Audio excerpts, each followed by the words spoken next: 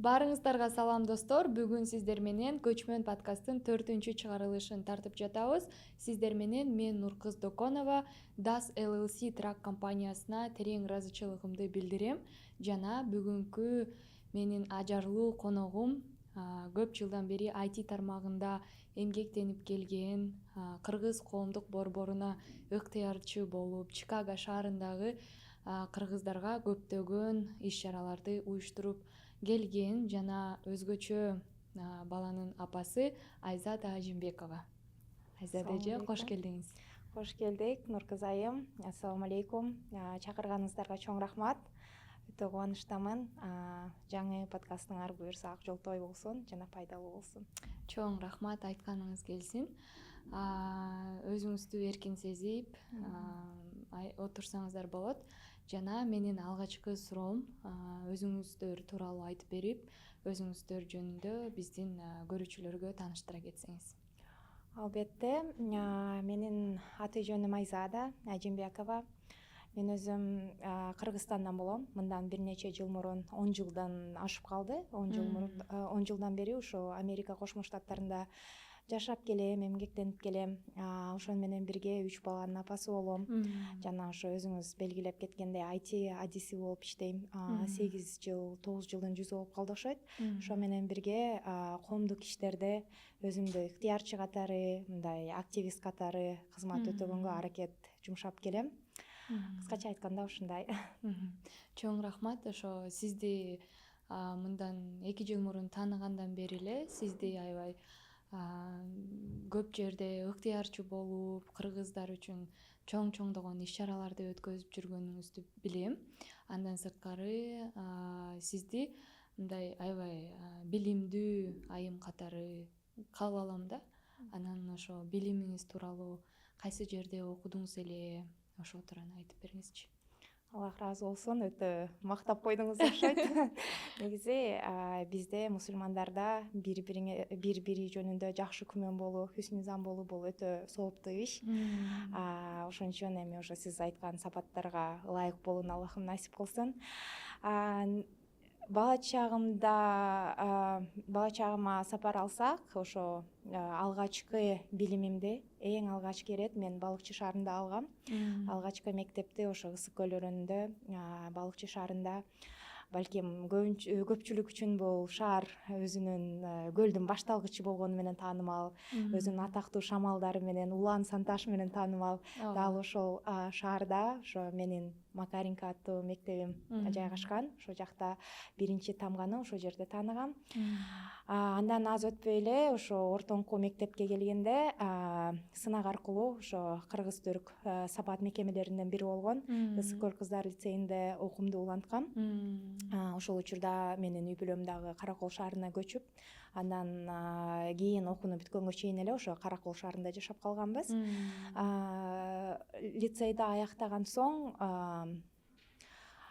канча университет алмаштырдым, 3-4 университет алмаштырып отуруп, акыры ушу магистратура даражасын алыш үчүн ошо Америка жергесине келип калгам. Негизги бул жака келгенимдин ошо бирден бир максаты бул жактан ошо билимимди жогорулатуу болчу. Ошондон бери карасам 10 жылдан ашып кетиптир. Жакшы. Ошо мен айылда эле окугам. Анан лицейде окугандар аябай ынтымактуу, ыймандуу келишет экен да. Мен байкасам, жана ошондой эле көп тилде сүйлөшөт. Кыргызча, орусча, түркчө, англисче. Азыр мен дагы ойлоп коем да, ошо эмнеге мен окуган эмесмин депчи. Анан кайра ойлоп коем, бул бизде мындай маалыматтын жетишсиздиги болуш керек деп ойлойм да. Анан ошо лицейге кантип тапшырып калдыңыз эле? Абдан жакшы суроо. Азыр балалыгымга кайтып жакшы элестер көз алдыма келип кетти. Чынын айтсам, ошо мен Балыкчы шаарында окуганымда менин дагы маалыматым жок болчу. Менин дагы биздин үй бүлөбүздүн да маалыматы жок болчу. Биз эмнегедир укпаптырбыз. Негизи жана мектептерде болот го, бир аз мындай тентегирээк, бирок жакшы окуган кыздардын арасында кирет элем. Анан бул лицейлер мектептерге келип биринчи турду ошо мектептерден өткөзүшөт эле. Ошол жакта окуган окуучуларды алып келишип, алар жана униформасын, өздөрүнүн формаларын кийип келип, анан бизден сынак алышкан, жалпыбыздан. Ошол учурда маани деле берген эмесмин, ачыгын айтканда, кандай сынак болуп атат, эми бул мекемелер кандай мекемелер, кабарым жок эле. Анан экинчи турга чакыруу кат түрүндө келет экен. Бизге дагы келген, ошо менин классташтарым көбүнө келген, менин эстешим боюнча. Бирок мен такыр эле маани бербептермин. Анан ошо күндөрдүн биринде биздин мектепте бир сабак болуп атып, бир сабактан качыш керек болду да. Анан ошо курбу кыздар менен качып отуруп, анан карасак ошо дал ошол күнү лицейге экинчи тур сынак болуп жатыптыр. Биз бир завуч мугалимибизге кармалып ошо жактан, анан кайда баратасыңар дегенден, биз ошо сынакка баратабыз деп барганбыз да, бир канча кыз болуп. Ата энелерибиз да билбейт, өзүбүз эле ошо башка мектепте, чоңураак мектепте уюштуруп атышкан. Ошол жерге барганбыз. Анан барсак, ошо мен ойлойм, кээ бир учурда мындай Аллах Таала насип кылат да кээ бир нерселерди. Бул бир адамдардын башка адамдарга караганда мындай дагы көп артыкчылыгы болгон үчүн эмес, же жакшыраак болгон үчүн эмес. Негизи эле кээ бир учурда мындай маңдайыңа жазган бир тагдырың болот экен да. Ошол жерге барып, жана мектептин дарбазасынан каттарды текшерип киргизип атышкан. Бирок эмнегедир ошол жакта турган мугалим менин катым жок, ушинтип келип калдым десем, кире бер деп киргизип койгон да. Негизинен ал жака мен кирбешим керек эле, каты жок. Анткени жанымда алып жүргөн эмесмин, ал кат каякта калганын деле билген эмесмин. Анан ошентип экинчи турга кирип сынакты жаздык. Эми айтканымдай, ошо мектепте негизинен жалпысынан жакшы эле окуучумун. Анан сынакты ошо жазып бүткөндөн кийин эле балдарыбыз жогору болуптур. Үчүнчү турга алышкан жок. Ошол жакта ошол мекеменин мүдүрү, директору өзү келген, мугалимдердин тайпасы менен. Алар келип эле ошо интервью катары маек курганга бир кабинетке киргизишти. Анан ал жака кирип, ошол жактагы мугалимдердин бир башкача аурасы бар эле да. Ошо директордун өзүнүн жөнөкөйлүгү, мындай адамга кылган ушунчалык жумшак мамилеси аябай көзүмө жылуу учурады.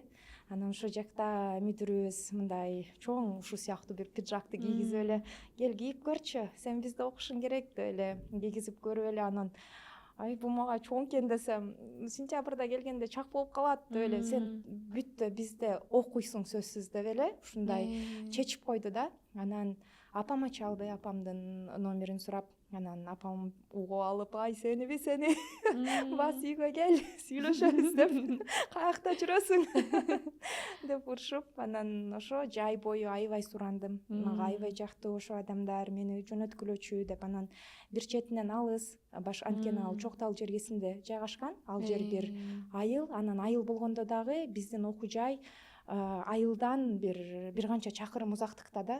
Ал жакта бир гана пансионаттар бар. Анан бир аз мындай коопсуз деп ойлошту менин үйдөгүлөрүм.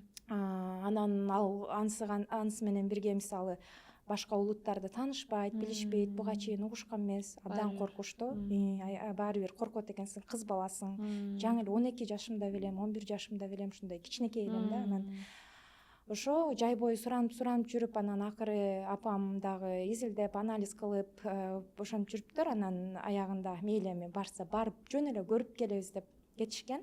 Анан барып, аларга бараар менен ошо адамдар жагып, аябай сонун адамдар экен, мамилелери аябай жакшы экен, окуп көр, анан жакпаса кайра кетсең болот да деп. Ошентип анан ошол жактан менин лицейдик күндөрүм ошентип башталып калган. Анан ошо 11-12 жашыңызда лицейге барып окуп баштаганда кандай сезимдер болду эле? Мен азыр көрөм да, лицейде окуган кыздар болобу, балдар болобу, аябай биримдиктүү, билимдүү, ыймандуу. Ошол жердин тарбиясы, сабак берген методдору кандай эле? Өтө сонун суроо. Мен негизи өз үй бүлөмдө улуусумун. Анан улуусу болгон менен бирге менин үйдөгүлөрүм аябай эркек кылып чоңойтушкан да. Себеби деген мен апам эле өздү чоңойткон. Анан ошон үчүн тай жактарым, тай ата, тайнем, ошо менин тайкем бар. Мисалы ошо тайкемдер алар үчүн мен эң улуусу болгондуктан мындай өзгөчө мамиле кылып эркелетип мындай эркин чоңойтушкан да. Анан ошондуктан мен үй бүлөмө аябай жакын болчумун. Лицейге барганда жакты кыздар менен мисалы чогуу жашаган, достошкон аябай жакшы экен. Бирок баары бир бир бала үчүн алыс жакта болуу өтө бир кусачылыкты жаратат экен да. Мен өтө куса болдум. 1 жыл бою ошо кусалыгым кеткен жок. Аябай катуу сагынып, улам ооруп калып, анан ошондо жума сайын эле апам улам келип калат балыкчыдан. Анан бул кыйын да, эми ал жакта мисалы окуунун өзү эле мисалы бир төлөм кылыш керек. Андан тышкары башка каражаттары бар. Андан тышкары улам келип кетиш бул оңой эмес эле да. Анан ошентип отуруп бир жарым жылдан кийин го дейм, жаңылышпасам, апам менен сүйлөшүп, кой сен үйгө эле бар. Себеби деген сен биякта ооруй берет экенсиң, үйдү сагына берет экенсиң, мен сени алып кетейин деп ушундай чечим кабыл алып биз кетмей болгонбуз. Анан ошол убакытта биз менин кыялдарым бар болчу, бирок кандай десем, кыялдарым мисалы Бишкекке барыш, ал жакта жакшы окуу жайда окуу деген мындай жөнөкөй эл катары эле мындай ушундай кыялдарым бар эле да. Анан ошо кетем дегенде мугалимдерибиз аябай каршы чыгышты. Ошол директорубуз, заучтар, баардык мугалимдер топтолуп апам менен сүйлөшүп, башка жерге ашканага алып барып алышып, даамдуу жана таттуу тарапалардан беришип, эже алып кетпеңиз, кызыңыздын жолу ачык болот, жакшы жерлерде окуйт деп. Анан ошо кызыгы биз лицейде окуп жүргөндө биздин ар бир класстын өзүнүн тарбиячысы болот эле. Биздин тарбиячы эжекебиз кыргыз эле.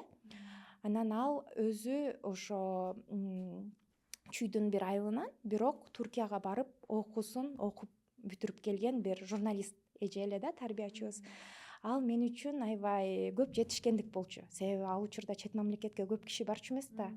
Анан ошо эжекебиздин ошондой билимдүү болгону, чет элде барып окуп келгени мен үчүн бир чоң сыймык эле да. Анан ошо тарбиячы эжебиз карап айтып калды: Айзада, сен кетпе, сен аябай жакшы окуйсуң, сен мени көрүп атам, сезип атам, сен келечекте жок дегенде Туркияга барып окуйсуң деп айтты эле да. Десе мен аябай коюңузчу, менби депчи мындай чет мамлекетке чыгыш эмнегедир мен үчүн бир мындай орундалбай турчу бир максат катары келген да, мындай чоң кыялдай сезилген да. Бирок эми ошо эжекебиз ошондой мотивация берип, башка мугалимдер ар бир эле мындай сүйлөшүп, ар ким өзүнүн оюн, пикирин айтып, мактап, сен аябай өзгөчөсүң, күчтүүсүң, жакшы окуйсуң деп ошентип отуруп мени алып калышкан. Азыр мен ушунчалык ыраазымын. Ошо канчалык кетем дебесем да, канчалык оорубасам да, ал жакта көп ооруп калчумун, бирок ошо тарбиячыларым, классташтарым аябай камкор болушчу. Баары келип, чогуу карашып, ошо колдоо көрсөтүшүп, ошентип 7-классымды эптеп көнүп аягы ошо ойдон 11-классты бүткөнгө чейин ошо жакта калдым. Анан ошо белгилей кетчү нерсе, ошо сиз айтып кеткендей, ал жакта окуучулар абдан ынтымактуу. Эмнеге дегенде, баарыбыз үйдөгүлөрдөн алыспыз. Биз ал жакта бирге жашайбыз да. Мисалы, жөнөкөй жанагындай мамлекеттик мектептерде бир канча саат мектепке барасың, андан кийин үйгө кетип, үйдүн тиричилиги менен алаксып кетесиң да. Ал жакта бир гана окуйсуң, бири-бириң менен баарлашасың. Анан кечке бирге жашаганда дагы ал нерсеге дагы көнүш керек. Мисалы, үй бүлөң болбогондон кийин жөн эле эркелеп туруп албайсың да, мисалы. Ошондуктан ал жакта баарлашуу, жанагындай туура нетворк, туура көпүрөлөрдү куруу жөндөмдөрүң жакшы келишет да. Ошентип отуруп, азыр ушунчалык тагдырыма ыраазымын. Ошо кыздар менен баарыбыз бир туугандайбыз. Учурда мисалы мен Америкада алыс жакта жүрсөм дагы мен өтө чоң колдоону алам ошо курбуларымдан. Азыркыга чейин бири-бирибизге күйүп, үй бүлөдө кандай кыйынчылык болсо, башка жагдайлар болгондо дагы эң биринчи мисалы эшигин кага турган, чалып арыздана турган менин ушундай эң жакын курбуларымды мага ошо окуу жайым тартуулады да. Ошон үчүн бул ойлойм бир Кудайдан келген бир чоң белек деп. Жакшы, аябай сонун экен. Чынында жакын өзүңө жакшы сени түшүнө турган курбуну табыш оор да. Анан сиз үчүн аябай кубанычтамын. Анан ошо лицейде 7-класстан 11-класска чейин окуп турсуз. Ошондо бир мындай эсте каларлык, балким күлкүлүү мындай бир учур барбы? Ошону эстеген сайын күлүп же наоборот мындай жүрөгүңүздө калган бир учур болду беле? Өтө сонун элестер болгон. Эстеп отурсак бизде мындай да, негизи ошо классташтарыбыз менен бирип калсак, өзүбүз бирге жашаган күндөрдө эле бири бирибизге айтып берип атып, сөз талашып, мындай кантип таң атып, кантип убакыт өткөнүн сезбей эле, анан эгерде башка жат адам болсо деле ага ошо өзүбүз жашаган нерселерди кайра кайра айтып берип эле мындай аябай ушу менен сыймыктансак керек, сыймыктанабыз. Жана чындыгында мындай балалыгыбыздын чоң бөлүгү өткөн да ал жакта. Биздин чоңоюшубузга, мындай адам болуп түзүлүшүбүздөгү эң чоң фактор, эң чоң бөлүкчө ошо жакта өткөн да. Ошондуктан күлкүлүү учурлар аябай көп болгон. Биз мисалы жаңы ошо мекемеге барганда, ал жаңыдан курулуп аткан, ошо куруучулар бар болчу, бирок ошонун жанына мугалимдерибиз дагы мисалы сабактар бүткөндөн кийин чыгып, жер казып, кадимкидей жанагындай куруу иштерин кылышып, мындай баары биргеликте ошол окуу жайын бүтүргөнгө аракет жумшашкан да. Жана Айтматовдун биринчи мугалими барго, ошол жактагы Дүйшөн агайдын образы мен мугалимдеримде көрөм да, чынында. Анткени ушунчалык жөнөкөй, анан китептерибиз келбей калды ошо биринчи чейрек. Ал менен бирге кээ бир мугалимдер жетишпейт, себеби алыс жакта да, чынында. Анан ошондо мугалимдерибиз жалпы республикалык мындай сынактар болуп турат эле лицейлер арасындачы. Биз ошондон жакшы орун алышыбыз керек. Эми китебибиз жок, бирок баары бир биз жетишип, бир нерсе кылып окуп жетишибиз керек деп. Бизди таң атпай, мисалы эртең мененки тамактан мурун ойготушуп, кичине китеп окушуп, биз менен чогуу отуруп, сабактар бүткөндөн кийин үй тапшырмаларын чогуу жазышып, мындай аябай көп аракет жумшашкан да. Кээ бир учурда ошо курулуш болуп атканын себебинен, мисалы суу өчүп калчу, кээ бир учурда тамак түгөнүп калчу. Ошондо дагы ошо мугалимдер өздөрү жебей, мисалы билгизбей, көбүнчө бизге алып келип берип, ушундай көп курманчылыктарды кылышкан. Анан мисалы ошо классташтарым деле бул тамак сага көбүрөөк жагат, сен жей бер деп мындай бөлүшкөн учурлар көп болгон да. Анан бирөө сыркоолоп калса, мисалы ооруп калса, кел сен жат тур, мен сага бир нерсе окуп берем же тинтип берем деп мынтип колдоп, аябай өтө чоң камкордук элестер көп ошо күндөрүмдөн. Күлкүлүүлөрү дагы бар, бирок эми аны кийинчерээк коебуз. Анан кийин айтып берем. Жакшы, ошондо сиз ошо лицейден камкордукка, өз алдынча болгонго, адамдар менен мамиле, коммуникация, нетворкинг түзгөнгө үйрөнүптүрсүз, аябай жакшы. Андан кийин 11-ди бүткөндөн кийин кайсы окуу жайга тапшырдыңыз, кайсы кесипти тандадыңыз? Бул суроо негизи мындай менин бир ишке ашпай калган кыялым сыяктуу бир мааниси бар мен үчүн. Себеби дегенде биз ошо лицейде окуп жүргөндө эми окуучулардын саны аз эле, мугалимдер ар бирибиз менен бирме бир сүйлөшүп, мисалы чоңойгондо ким болгуң келет, сенин бул нерсеге жөндөмүң бар, сен ушундай болбойсуңбу деп мындай ар кимибиз менен эле сүйлөшүп, мындай жакын байланышта болушчу да. Анан ошо мен билем 10-11 классыма келип калганда мен ошо биологияга, олимпиадага катышып, өзүм ошо биология менен кызыгып алектенчүмүн. Ошол учурда эмнегедир мен үчүн генетика өнөр жайы өтө жакын сезилди. Себеби дегенде биздин өлкөбүздө ошол учурда генетикалык центрлер жок эле, борборлор жок эле. Жана андай балдарды изилдегенге, гендик мисалы ооруларды алган эмес, мисалы агро бизде аябай өнүккөн го Кыргызстанда. Мисалы ошол агро өнөр жайында кандай жаңы түрлөрдү чыгарсак болот, мындай генетикалык модификацияга көп нерсе азыр дуушар болуп атат го. Ошону мисалы туура нукта, туура жолдо кантип изилдеп, кантип көбөйтсөк болот деген ойлор келген. Ошо мен менен мугалимдерим сүйлөшүп атканда, сенин ушу жөндөмүң бар, ушу өнөр жайын сен ишенебиз, ушу жакты өнүктүргөнгө алың жетет, күчүң жетет, кел сен уку, чет мамлекетке тапшыр. Себеби дегенде Кыргызстанда көбүнчө окуу жайларда, мен ойлойм, бир дагы окуу жайда жок болчу ушул бөлүм, генетика бөлүмү.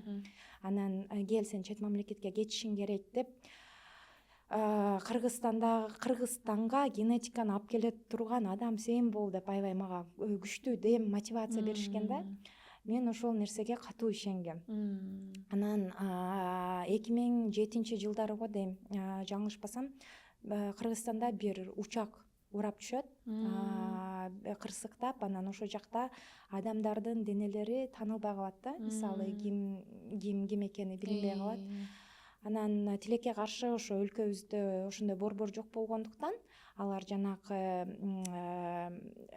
ошо бөлүкчөлөрдү алып Өзбекстанга, Ташкентке апарып изилдетип келишкен да. Анын баары көп убакыт алган, туугандарына мисалы күткөн оор болгон. Анан ошол окуя дагы мен үчүн чоң түрткү болгон. Мен ошондо чечимимди берип, кой, болду, бияктагы окууларымды жыйыштырайын. Эмнеси болсо дагы ошо чет мамлекетке жакшы бир окуу жайына, генетика тармагына өтөйүн деп өтө кыялданып, баардык аракетимди ошол нерсеге жумшагам. Анан кайсы сынактарды тапшырып, кантип өтсө болот деп мугалимдерибиз жол көрсөткөн, ошолорго даярдангам. Бирок үйдөгүлөр укканда аябай чочулашкан. Сен эми кыз баласың, оор өнөр жайын кантип өнүктүрөсүң өзүң? Эми бул өтө оор болсо керек. Сен эмне жанагындай билим адамы болосуңбу? Ой, кызга экономика эле жакшы, банкир бол. Сен келечекте апа болосуң, турмушка чыгышың керек. Аны окуй эле кой деп мындай аябай кабатыр болушкан да. Мындай чынын айтсам бир аз сарсана болушкан. Анан негизи менин апам өзү банкир, финансист. Ошондуктан алар менен макулдашып, макул, мен чет мамлекетке баардык аракетимди жумшап көрөйүн. Эгер өтсөм, генетик болоюн, билим адамы, ошо изилдөөчү болоюн. Эгер өтпөсөм, анда ошо силер айткан бөлүмдү окуйун деп ушинтип макулдашканбыз. Сынак күнү келип тапшырдык. Ошо негизи менин классташтарымдын ар биринде эле бир жөндөм бар эле. Мисалы бирөө химия жагынан күчтүү, бирөө математика жагынан күчтүү, бирөө мисалы дарыгер болгондон күчтүү. Ошо ар ким өз багытына көбүрөөк аракет жумшашкан да. Анан мен ошо баардык оюм, баардык аракетим генетикага арналган. Анан сынак өткөндөн кийин жакшы жанагындай балл алдык, сынактан өттүк. Бирок эмнегедир ошо окуу жайга өтүш насип болгон жок. Себеби дегенде биз тапшырдык, анан жай бою өттүм деп эле ойлоп жүрө берип, анан сентябрь келгенде карасак өтпөптүрбүз да. Кандайдыр бир себептерден ошо менин башка бир курбум менен. Анан бул жашоомдо өтө чоң сокку болду. Себеби мен келечегимдин баарын ошол жака арнап, ошол нерсени кыялданып жүргөнсүз, э? Ошол багытка тууралап коюптурмун да. Башка альтернатива, башка жол ойлонуштурбаптырмын. Бир гана өтөм, бүттү деген ой менен жашап келиптирмин да. Анан дүйнө жүзү боюнча жанагындай бюджеттик орундарга 3 орун берилип аткан. Бирок эми Аллахымдын бир мерими го дейм. Карасам 2 орунга адамдар илешиптир, 1 оруну бош калыптыр да. Анан мен да менин балым жетет эле го, эмнеге өтпөй калдым деп эле ошо түшүнүксүз болуп калдым. Бирок өтө катуу сынган жокмун, себеби 1 орун бош калганда эми балким насип эмес. Балким анан ошо сиз айткандай, ал сынакты 2 жыл колдонсо болот эле. Кийинки жылы дагы тапшырсам болот экен деп макул болуп, тагдырыма ыраазы болуп калып калгам. Эми негизи көбүнчө ошо окуу жайда лицейдин бүтүрүүчүлөрү, мисалы менин классташтарымдын баары эле көбүнчөсү Кыргызстанда ошо бюджеттик орундарга ээ болушкан. Мен деле алардын катарында Кыргызстанда каалаган окуу жайга бекер окуй алат элем. Анан тандап отуруп ошо Ататүрк алатоо мага жакын келди. Эми эң эле ошо басып келген жолума жакын система деп ошол университетке ошо үй бүлөмө сөз бергендей экономика бөлүмүнө тапшырдым. Экөөбүз эме турбайбызбы? Кыргызстанда болсок коллега болмок экенбиз да. Мен да экономист дейшпиз да. Бирок ал кесибим менен иштеген жокмун да. Анан сиз дагы окуп турсуз, бирок иштебептирсиз. Мен иштедим. Кийинчерээк иштедим. Бирок кийин тармагымды алмаштырдым. Ошентип экономикада окуп калып, анан кийинки жылы кеткенге даярдандым кайрадан генетикага. Англис тилимди жакшыртып алайын деп ошо аракет кылып жүрдүм. Бирок ошо Аллахтын буйругу экен. Ошол учурда мен окуган университетте, Ататүрк Алатоодо бир окуучуну ошо Туркияга бюджеттик түрдө бир окуу жайына жөнөтөбүз деп калышты. Ошол нерсени мага сунушташты. Барып окуйсуңбу, ушу өзүң бөлүмүңдү улантасың деп. Анан ал жакта баары мисалы оңой сезилди да. Анан анысы менен бирге мисалы мен окуган бир жылымды жоготпой, бир жыл ошол учурда мага аябай көп мөөнөт катары келген да. Кантип бир жыл окуп коюп, ушуну жөн эле жок кылып коем депчи. Азыр эми ушул жашка келип ойлойм, ушунчалык катуу кыялдансам бара берсем деле болмок экен депчи. Бирок ал учурда эми бир жыл бул өтө чоң убакыт да, муну мен жокко чыгара албайм деп, экономика менен кете берейин деп ошоюнча Туркияга ошол аркылуу кеттим. Эми бул жерде айта кетчү нерсе, мисалы баарыбыздын жашыбыз кичинекей эле, 18-19 жаш да, мисалы бул жашта чет мамлекетке чыгыш оңой эмес. Анан кооптуу да, мисалы түрдүү кыйынчылыктар болушу мүмкүн, алданып калышы мүмкүн. Мен ойлойм, бир бала үчүн бул жакта ата эненин кылган дуасы, колдоосу, ошо мугалимдериңдин сага болгон ишеничи сенде мындай жакшы бир өзөктү түзүп коет экен. Макул, мен билим алганы баратам деген ой болду менде. Жакшы жолдо, жакшы ниет менен баратам, Аллахым өзү жардам берет деген ишенич менен ошо коркпой барып, андан улам ошо Туркияда окуп жүргөнүмдө, мындайча айтканда, чоң дүйнөгө алгач керет көзүм ошол жакта ачылды да. Чоң имараттарды ошол жактан көрдүм. Анын үстүнө мен барган окуу жайым мындай жеке менчик окуу жай экен. Ал жакта Туркия шаарынын менмен деген бизнесмендердин балдары окушат экен. Бай үй бүлөлөрдөн келген, учак менен учуп келген, ушундай башкача бир башкача деңгээлдеги адамдар экен да. Анан алар менен аралашып жүрүп, дүйнөдө ушунча көп нерсе кылса болот турбайбы? Мен чынында кичинекей мамлекеттен келиптирмин, дагы көп өнүккөнгө жол бар экен деп ошол жакта мындай аң сезим башкача ачылды да. Өсүп, көзүңүз ачылып. Ооба. Ошондой болду.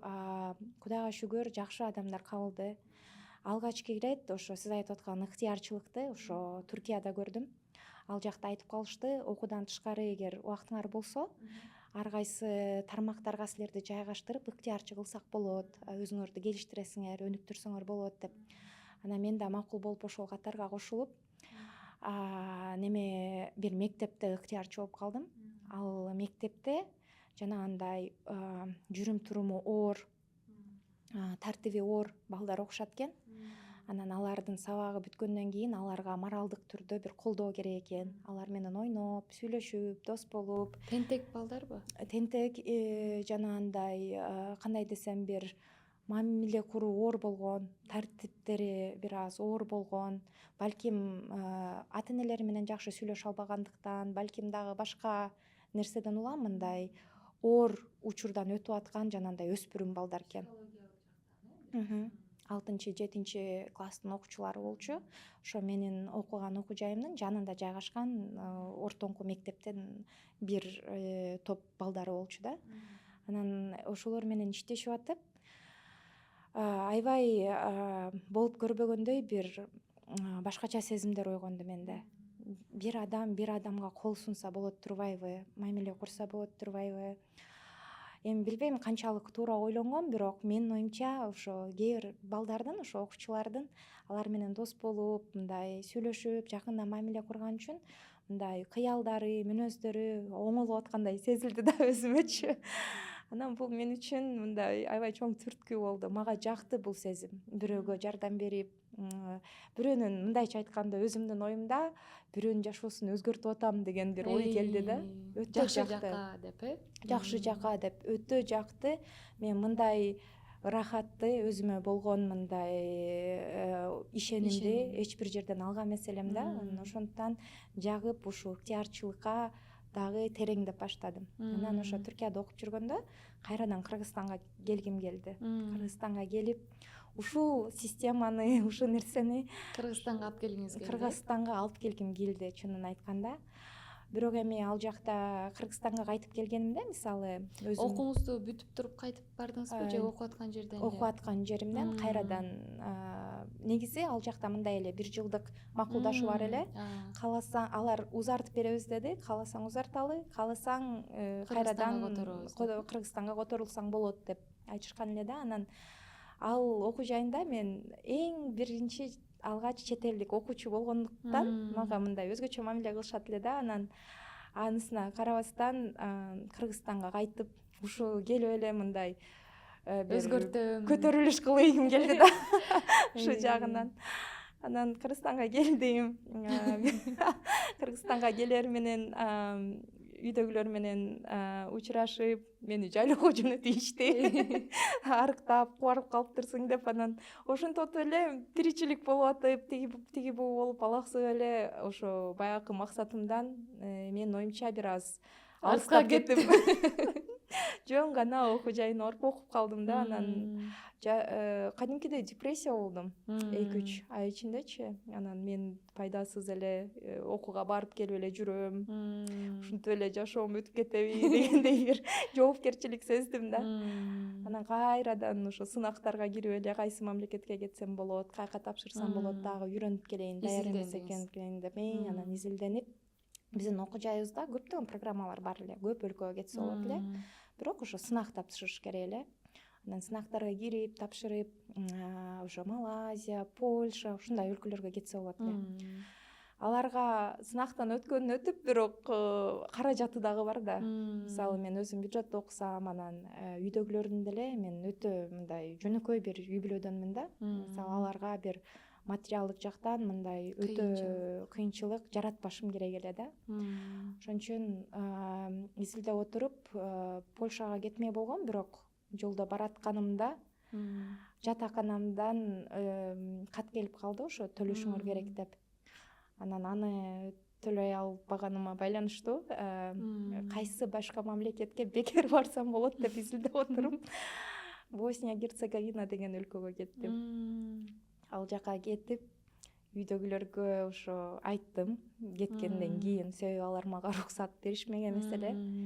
Барып анан мен ушул мамлекетте окуп атам дегенимде үйдөгүлөр аябай коркушту. Ал жакта азыр согуш болбой эле эмне кылып жүрөсүң депчи. Кооптуу деп Бирок аны дагы менин оюмча ал жактан ала турган тажрыйбам же болбосо бир нерсе күтүп турган. Ошондуктан бекеринен барбасам керек. Ал жакта дагы ошо адамдар менен. Ал жактан деле эмнени окудуңузбу? Экономика же? Ооба, окууңарды улантып. Бардык жерге барганымда же экономика, же менеджмент. Кайсы жакта орун бар болсо, кайсы бөлүм чет элдик окуучуларды, студенттерди кабыл кылып атса, ушинтип улам алмаштырып ушул бөлүмдөрдү окудум да. Менеджмент, экономика, жанагындай банктын ишеничи болуп ушундай финансы менен тийиштүү бардык бөлүмдөрдү окуп чыктым. Түшүнүктүү. Ошо иши кылып акыры ошентип жүрүп, мисалы Туркияда жанагындай стажировка деп коет го, ошондой нерселерден өтүп отуруп 5-чи курсумда кайрадан Ала Тоого келдим. Анткени мен изилдеп көрсөм, өзүң өлкөңдөн башка чоң мамлекетке кеткен оңойроо экен. Анан кайрадан ошо Кыргызстанга кайтып, Кыргызстандан даярданып ушу магистратурага, анан ал менен бирге Кыргызстанда түрдүү жерлерде иштегенге үлгүрдүм. Китеп которуп басмаканада иштедим. Ал менен бирге жанагындай бир чет элдик компания бар эле, машина саткан, алып саткан. Ошолордо логистика бөлүмүндө иштеп, чет элдик адамдар менен кантип сүйлөшүш керек, жанагындай корпоративдүү имейлдер кантип жазылат, каттар, макулдашуулар кантип өтөт, ошол нерсени үйрөндүм. Анан ошол жашоомдун ошо бөлүкчөсүнө өтө ыраазымын. Себеби дегенде менин алгачкы жолу чоң ишканага кирген жерим ошо Кыргызстан болуптур. Анан ошол ишкананын жетекчиси айым болчу, бир эже болчу. Ал эже өзүнүн жүрүш турушу менен эле өзү эле мотивация эле да. Мындайча мага жакшы үлгү болду. Анан ошо ал жакта 1 жыл иштедим да, 5-чи курсумда. Анан иштеп бүткөндөн кийин мен ушундай окуумду улантайын деп атам. Америка Кошмо Штатынан виза алдым, окууга өттүм. Ошентип кетейин деп атам деп айтканымда, мени таң калтырган нерсе, эже өз ишин ойлогон жок. Эми биз эмне болобуз, эми азыр макулдашуулар бар да, тийлер келет да, мындай болот да деген жок. Ал абдан кубанды, куттуктады. Сөзсүз билимиңди улантышың керек. Кыргызстанга ошо билимдүүлөр керек. Барып окуй алып аткан мезгилиңде окуп өзүңдү толтуруп ал деп ушундай жакшы насааттарын айтты. Анан дагы бир айта кетчү нерсе, мен кайра эле келип каражатка такалып атам. Ал мисалы Америкага кетиш үчүн мисалы каражат керек, туурабы, жок дегенде билет алышың керек дегендей. Аябай ойлонуп аткам бунун үстүндөчү. Анан ошо иштеген жеримде ошол эже, мен маяна алып иштейт элем. Маянанын үстүнө мындай бонус берип турушат эле бир. Анан ошо кетип атканда айтты да, сен бул жакта жакшы эмгек өтөдүң, ушунча айлардан бери топтолгон бонусуң бар деп. Анан акча берди. Ошол акчага мен билет алып Америкага келгем да. Эми бул болчу нерсе кайра эле ошо тагдыр маселеси, насип маселеси. Балким ошо каражат тартыш болуп же башка нерседен улам балким келе албай калмакмын. Бирок ошо көп колдоо көрдүм. Ошо үй бүлөм мисалы жоктон бар кылып аябай колдошту. Анан ошо чөрөмдөгү адамдар, жөн эле ишкана мугалимдери баары мындай биргелешип колдоп иши кылып мени ушул жака окуу жайына жөнөткөндөй эле сезилди да. Анан ошо күндөн тартып биякта окуумду аяктаар менен кайтам деген ой менен келгем. Бирок эми ойлогон ойдо кыстаган турмуш жеңет демекчи. Келип жолдошума кезиктим. Ошо бир окуу жайда окуп, ошентип таанышып калдык. Анан эле үй бүлө куруп, бала чакалуу болуп, бул жактан негизи тажрыйба алыш керек эле. Ошо жана экономикада иштеп көрдүм, финансыда, бухгалтерияда иштеп көрдүм. Иштеп отуруп, анан аягында ошо IT тармагына келип отурукташып калдык. Ошондой. Бул жака келгенде ошо сиз Босниядан бияка келгенде иштеп, Кыргызстанга барып иштеп, анан бул жака келгенде кыйынчылыктар болдубу? Мен бул жерде алгачкы ирет өзүмдү өтө алыс жана өтө жалгыз сездим, чынын айтканда. Мен биринчи ошо Вашингтон, ДС, Вирджиния штаттарына келгем да. Ал жакта эми кыргыздардын саны өтө аз болчу. Бирок эми ошо Кудайга шүгүр, тил билгенибизден, мисалы орусча билебиз, кыргызча, түркчө дегендейчи, ошо тил билгендиктен бир үй тагып, ошол үйдө башка улуттар менен жашап калдым да. Ошо биздин Орто Азиядан келген таджик, казак кыздар бар эле. Алар менен жашап отуруп, өтө чынын айтканда, мисалы англисче кичине билем деп ойлойт элем. Бияка келгенде тилден кыйналдым, келип эле адамдарды түшүнбөй, анан системаны билбейсиң. Окуу жайыңа барасың, бирок кыймылдасаң эле акча аябай көп кетет. Мисалы алгачкы күндөрү ушундай кыйынчылыктар болду да. Анан ошол күндөрү эстейм. Ушунчалык өзүмө ишениптирмин, тиги Кыргызстанда аябай чоң ири компанияда иштеп келдим деп ойлогом да, мен өзүм оюмдачы. Келип эле биякта бир менеджер болом, бир ишканага кирем деп ойлогом. Анан келген күнүнүн эле ошо эртеси го дейм, өзүмдүн баракчамды, тарых таржымалымды, резюмемди даярдап алып, ишканадан ишканага жөө басып издеп баштадым иш. Мен аябай билимдүүмүн, ушундай кыйын иштейм деп. Көрсө ал жакта башкача толтура факторлор бар экен, болбойт. Тилекке каршы иш таба алган жокмун. Ошол учурда мен менен бирге ушундай мен менен бирдей абалда болгон таджик досум бар эле. Ал кыз экөөбүз иштеп, акыры чоң ишканалардан баштаганбыз. Аягында кафе, ресторан эмне болсо, главный жумуш болсо болду деп. Иши кылып бир ишке кирелик деп аябай издедик. Анан чарчап үйдө отурсак, ал кыз да көптөн бери иштей элек экен да биякта. Анан келсек эле кечинде айтат да, эртең жолго акчаң барбы депчи. Анан жок калды, эми жөө басып деле барсам болот деп, ушинтип өзүмдүн санаам менен бөлүшүп отургам. Анан ал чыгарып эле, баса, менде сага берейин деген бир аманатым бар болчу деп калды да. Анан ал кандай десем эле, ошо мага $100 берди ошол жерден. Анан бул эмне акча десем эле, жана мен биякта эми сенден мурун келгем го, биякта менин тааныштарым бар. Анан ушундай студенттерге жардам бергиси келген эжелер, байкелер бар, ошолор беришти, сага берип кой деп айтышты эле деп чөнтөгүнөн акча чыгарып берди. Анан мен дагы байке эжелер болсо алайын анда деп сүйүнүп алып, ошо мен менен бирге дагы бир кыргыз курбум келген. Экөөбүз ошо бөлүшүп алып эртеси күнү жол кире кылганбыз. Кийин убакыт өткөндөн кийин көрсө ал кыз ошо өзүнүн акыркы акчасын берген экен эле да мага. Ал ошо башка бирөө берди деп өзүнүн чөнтөгүндөгү ошо акыркы акчасын берип, ушинтип булар жаңы келди, буларга керектүүрөөк деп ушундай бир колдоо көрсөткөн. Бул деле мындай Аллахтын бир берген мындай эмеси болуш керек да, сизге. Да, мээрим да. Ооба. Ошо айтып атам го, жана эгерде баланы кенедейинен жакшы көрүп, адамдарды жакшы көрдүртүп, жанагындай мээрим берип, эркелетип чоңойтсо, ал балага эмнегедир жашоодо жакшы адамдар туш болот экен да. Мен өзүмдүн мисалымда ошол нерсени көрдүм.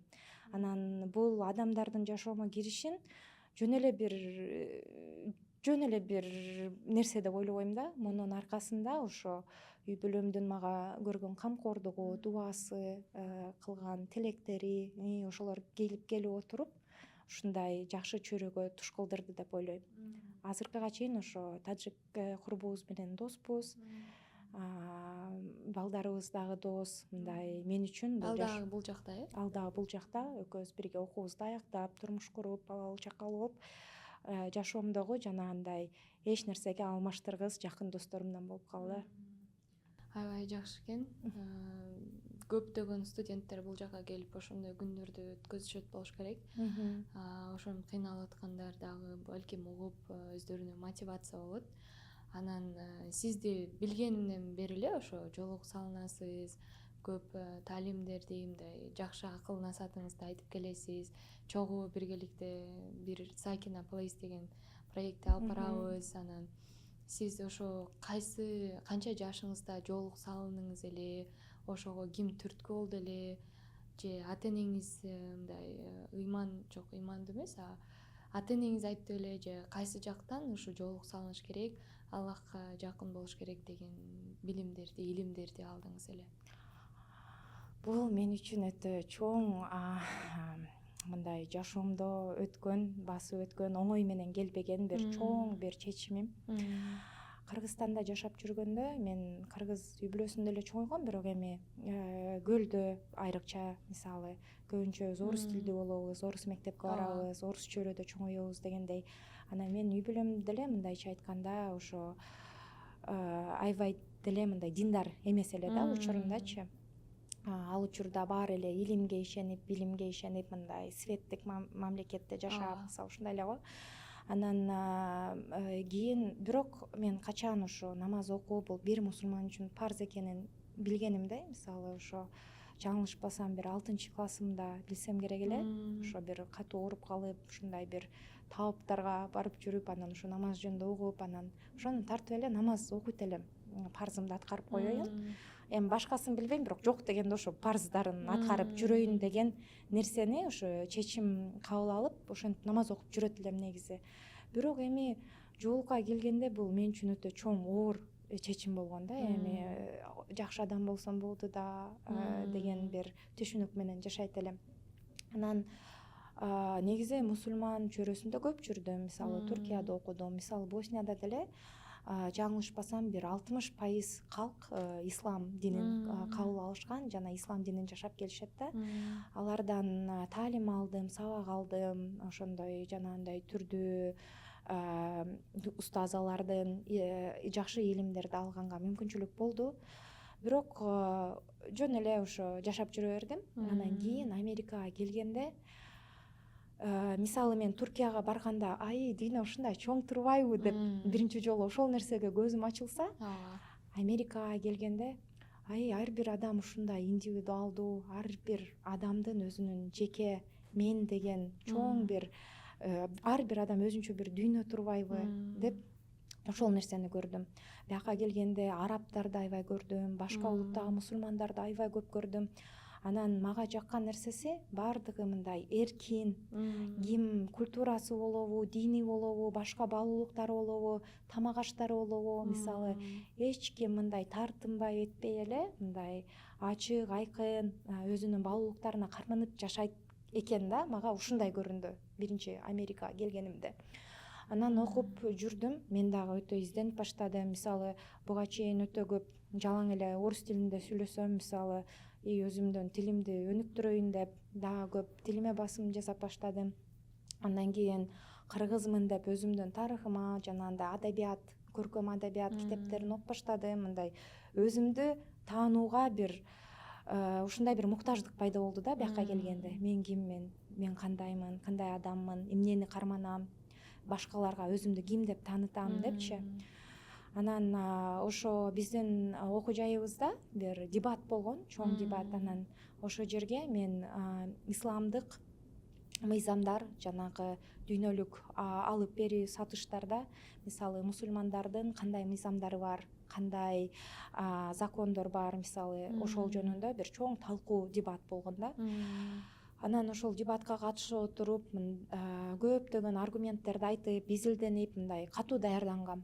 Ошолорду айтып отуруп, анан группалаштарым, ошо дебатка катышкан адамдар айтып атпайбы, аябай таң калыштуу, ошо сени мусулман экен деп ойлогон эмеспиз. Себеби эми ал учурда аябай арык, жанагындай чачы кыска, жанагындай бир Корея өлкөлөрүндөй, Кытай өлкөлөрүндөй мындай стилде, анан көргөндөр мындай бул мусулман деп ойлобой тургандай бир образым бар болчу экен да. Бар болчу, бирок бул нерсени ошол күнгө чейин маани бербептирмин да, ачыгын айтканда. Анан таң калышып, сен мусулман турбайсыңбы? Мен каяктан болосуң, анан кантип үйрөндүң, анан тиги, анан бу деп сурап туруп, анан ошол учурда жана биздин улуу ойчулдарыбыздын биринин сөзү эсиме келди да, жанагындай же көрүнгөнүңдөй жүр, же кандай жүрсөң ошондой көрүн сыяктуучу мындай. Мен түшүндүм, менин тышкы келбетим менен ичимдеги болгон сезимим, баалуулуктарым дал келишпейт экен. Эми ар бир адам үчүн бул трансформация, мен ойлойм, түрдүү жол менен келет. Мен үчүн ошондой болду. Аябай анализ кылдым, ой жүгүрттүм. Мен эмнеге мусулманмын дейм, бирок мусулмандай жашабайм. Бирок мусулмандай басып турбайм. Мен деген ушундай көп улуттуу өлкөгө келип отурам. Өзүмдүн динимди, өзүмдүн улутумду мисалы жакшынакай кылып, адамдар менен жакшы мамиле куруп көрсөтсөм болот да. Мисалы мен бир элчи катары балким келип атам бул жерге деп ушундай ойлор кетти. Анан мындай кабыл алыш оор эле болду, бирок барып өзүмдү даярдап, ошо диний жактан мисалы бир аз билимди тереңдеткенге аракет кылдым. Анан ошентип жүрүп бир күнү ошо Аллахтын мээрими менен, Аллахтын назары түшүп ушундай жолукка киргем. Бирок бул ошо Америкада экинчи жылы жүргөнүмдө ушундай чечимге келгем. Аябай жакшы. Ошо азыркы учурда дүйнө жүзүндө, Кыргызстанда мындай жолук салынып, анан чечип салгандар да көп болуп атат да. Анан сизде ошондой ой болду беле? Менде андай ой болгон жок. Эми ар бир пенде, ар бир адам ар түрдүү сыноо менен сыналат бул жашоодочу. Мисалы ал жолук чечкендердин мисалы туура же туура эмес кылып атат деп мен мындай бир чечим бере албайм да. Себеби дегенде кандай бир оорчулуктан, кандай сыноодон өтүп атат, кандай күрөштөрдү берип атат, биз билбейбиз. Ошо жана айтып өткөндөй эле, биз мусулмандар негизи пайгамбарыбыздын мисалы менен биз бири-бирибизде жакшы күмөндө болушубуз керек да. Негизи хуснул изан деп, мисалы эгер адам бир нерсе кылып атса, балким мунун аркасында чоң бир акыйкат бар деп ишенишибиз керек.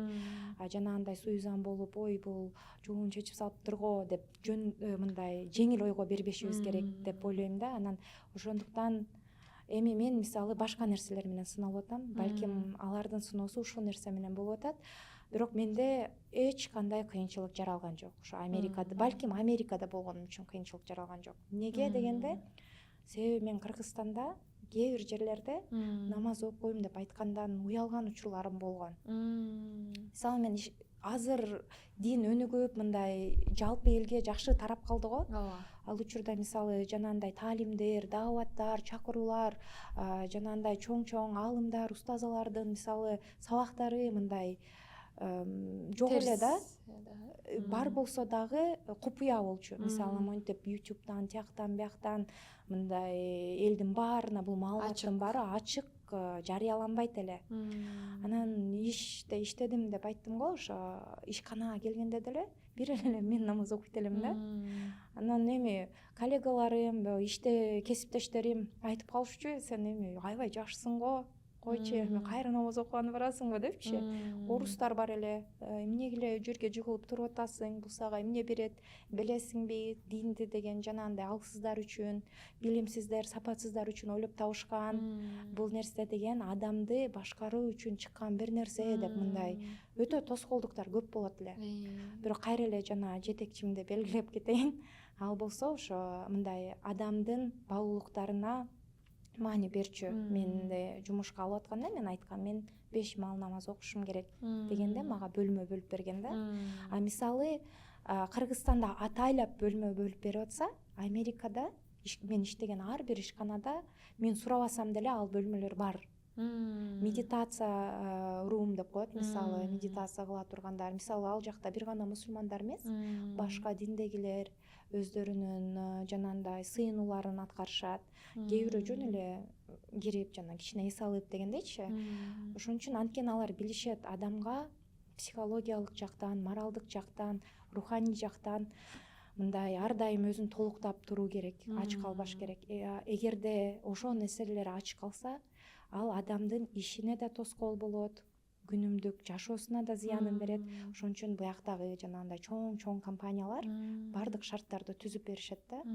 Анан дагы бир артыкчылык, бул жакта ишканалар жумушка алып атканда жанагындай инклюзивность деп коебуз го, мындай түрдүү улуттарды, башка жанагындай башка культурадан, динден келген адамдарды алганга аракет кылышат. Анан мен ошо жолум болгон үчүн, балким мен үчүн бул мындай кыйынчылык эмес, тескери плюс бир артыкчылык болду. Ооба, ошентип ишенем. Себеби деген буга чейин мен эч кандай бир тоскоолдук көргөн жокмун. Абдан жакшы экен. Америкадан мисалы ошо хейт же болбосо жолуңду чеч дегендей басымдар болгон жок экен да, значит, Мен кээ бирөөлөрдүн окуяларын угуп калам. Бирок жеке менин тажрыйбамда андай нерсе болгон жок. Өзгөчө жумушта мисалы сурап турушат да, сен биз мисалы ушундай кылгантабыз, сага жакшы элеби, силер орозосуңар го, сен жаныңда суу иче берейинби, тамак жей берейинби. Анан азыр мен мисалы жыйналыш коет элем, сенин жанагындай сыйынуу убактың өтүп кетпейби деп мындай маани беришет. Мен иштеген ишканада ошо биздин лидерлерибиз мусулмандар бар, 2-3.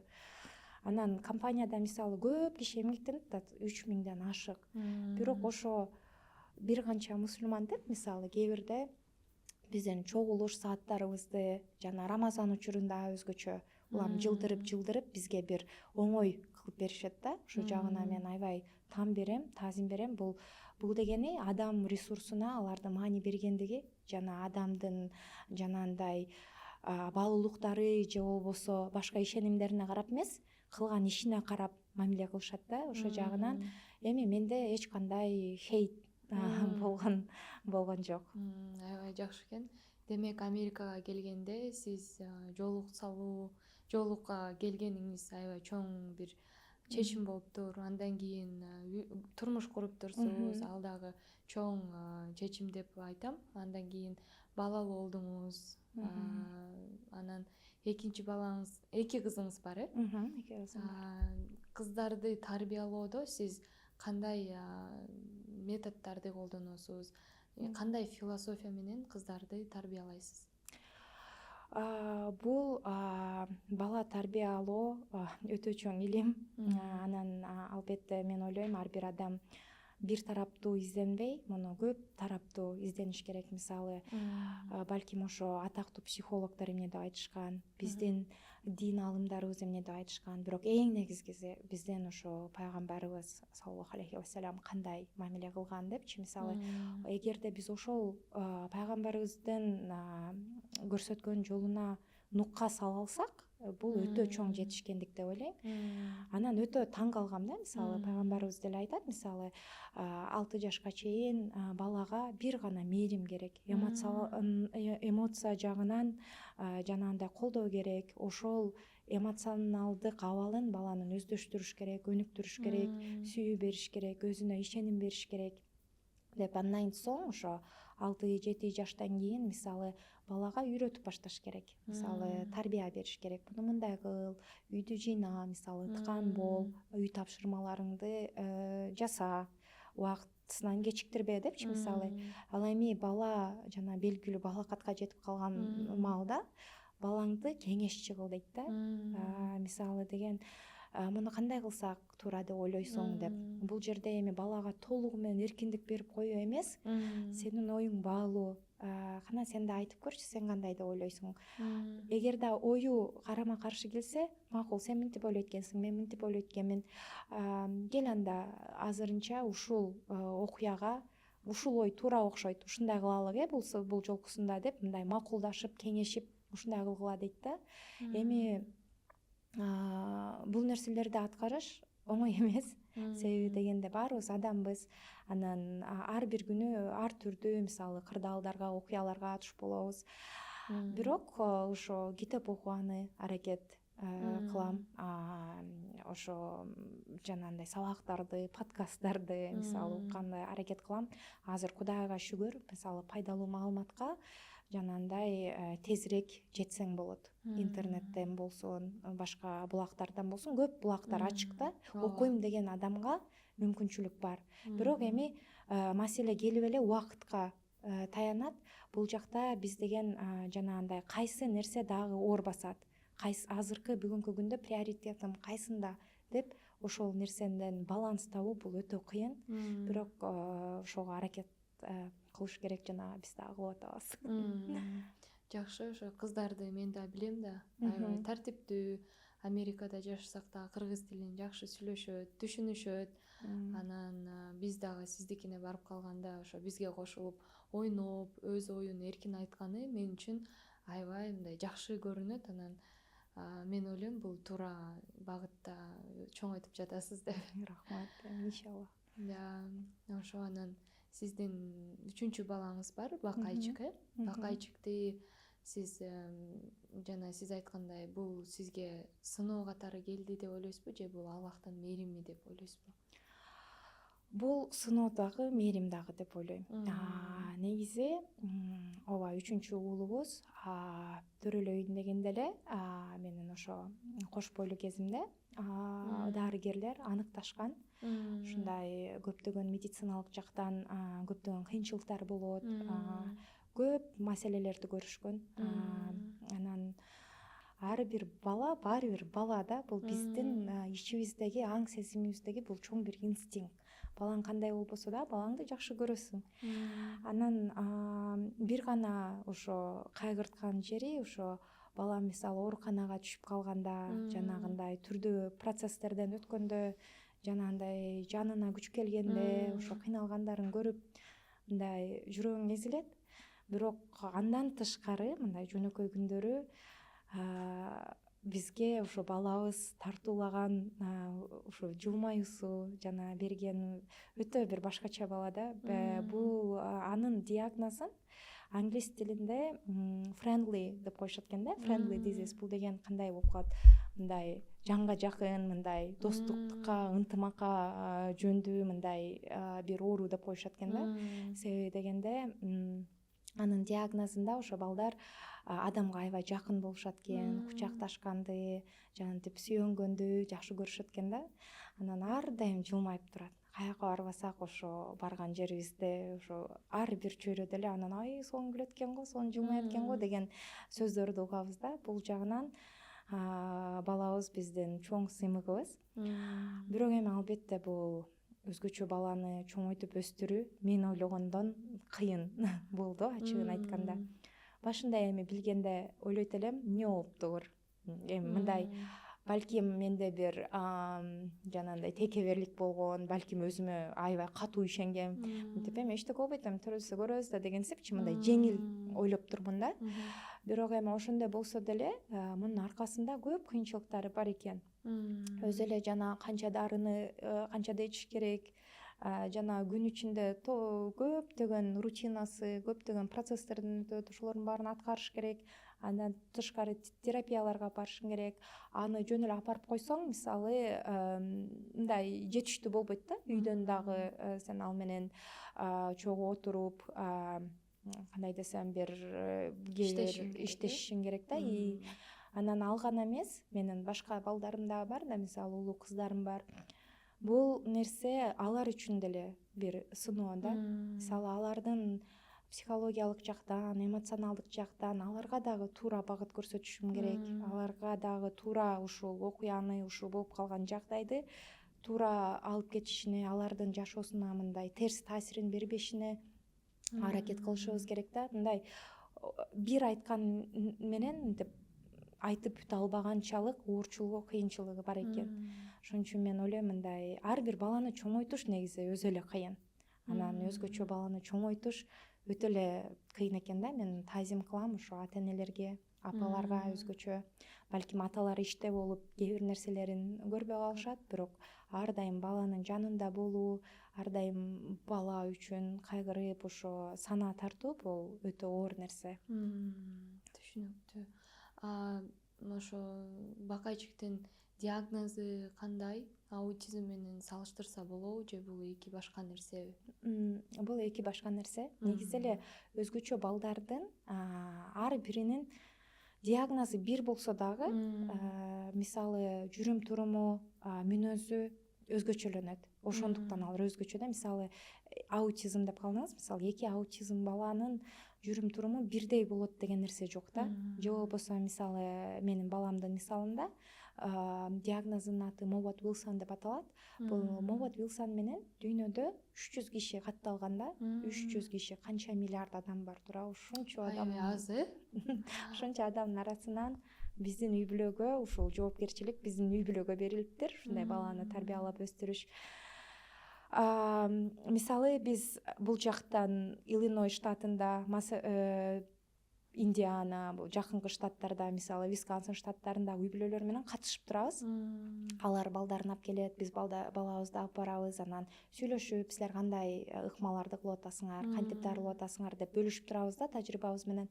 Анан карасам бир балага окшошпойт. Жашы бир, төрөлгөн жанагындай оорулары, диагноздору, бардык нерсеси бир, бирок ар биринин келишими, мисалы кылган прогресстери мисалы башкача болот экен, өзгөчө экен. Ушундай жалпысынан. Бирок эми ошон үчүн Аллах Таала дагы мисалы ар бир адамдын мээсин мисалы өзгөчө жараткан экен. Жана нейропластичный деп коюшат го, бул мээ ар дайым өзгөрүп турат экен. Мисалы канчалык аракет кылып, көп нерсе үйрөткүң келип, мисалы улам жакшы ыкмаларды колдонуп, туура нерселерди үйрөтсөң, мисалы кээ бир нерселерди жакшыраак өздөштүрөт. Же болбосо көп нерсе кылып атам, бирок баламда эч бир келишим жок, дагы такыр эле прогресс болбой атат деген нерсе ой дагы туура эмес да.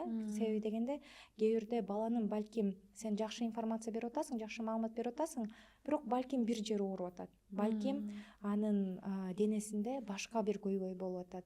Ошон үчүн мен ойлойм, эгер ушундай жагдайга туш болгон адам өзүнө аябай чоң жүк кылбастан, кечке эле мындай күмөн кылбастан, мен туура кылбай атам, жетиштүү кылбай атам дебестен, колунан келишинче аракетин кыла берсе, изденүүсүн кыла берсе, иншаллах ошо Аллахтын дагы мээрими менен мен ойлойм, ал балдар келечекте мындай жакшы жыйынтыктарга жетишет деп. Да, жакшы. Ошо сизди да үйүңүзгө барганда көрөм, аябай өзгөчө балдарыңызга мамиле кылып, аларды да оюн угуп, бакайчык дагы аябай мындай жылдыздуу, күлүп койсо эле аябай сүйүнүп, мындай эметип каласың да. Анан азыр балким бизди көрүп жаткан күйөрмандардын ичинен ушундай өзгөчө баласы бар айымдар, байкелер көрүп турушу да мүмкүн да. Анан ошолорго кандай кеңешиңизди айтат элеңиз? Балким кеңеш эмес, өз тажрыйбам менен бөлүшсөм десем туура болсо керек. Негизи эле балада бир өзгөчөлүк байкашса, мен ойлойм муну кийинкиге калтырбаш керек. Дароо эле дарыгерлерге кайрылыш керек. Мисалы менин уулум да деле төрөлдү, анан ошо буга чейин билип келген жана толтура диагноздары бар болчу, бирок андан тышкары дагы мен бир өзгөчөлүк байкадым. Анан дарыгерлерге барып бул башкача болуп атат, мисалы көзүмдү карабай атат, же дагы башка нерселерин айтсам эле, ой сарсанаа болбо, бул ошо төрөлүп атканда кыйналып калды дегендер да болду да. Бирок мени ошо ичимде мындай башка балдарым бар болгон үчүн мен салыштырып мындай сезип аттым да, мунун жөн эле жанагындай операция болот эле, аркы беркисин кылат элек, бирок андан тышкары дагы бир нерсеси бардай сезилип эле ошо бир неме сезим келген ошондой. Анан улам дарыгерлерге алып барып, жок тим эле кой десе болбой эле кайра алып бара бердик. Анан ошентип отуруп, макул анда эгер аябай күмөн болуп атсаңар, генетикалык тест тапшырсаңар болот деп калышты. Анан негизи генетикалык тест тапшыруу Кыргызстанда билбейм, бирок Америкада өтө кымбат. Жанагындай иншуранс деп коебуз го, страховкалар көбү неме кылбайт, жанагындай каршылабайт да. Аны сен өз чөнтөгүңдөн төлөшүң керек. Анан жок дегенде бир $10,000 ар жагы бер жагы да, бул мынтип бара коюп эле кылып койчу нерсе эмес да. Анан ошон үчүн биз дагы макул анда кылдырсак кылалык деп бир мөөнөт даярдандык. Анан даярданып алып барганыбызда кайрадан эле ушунчалык мындай бактыбыз бар экен. Биз барган дарыгер өтө тажрыйбалуу экен.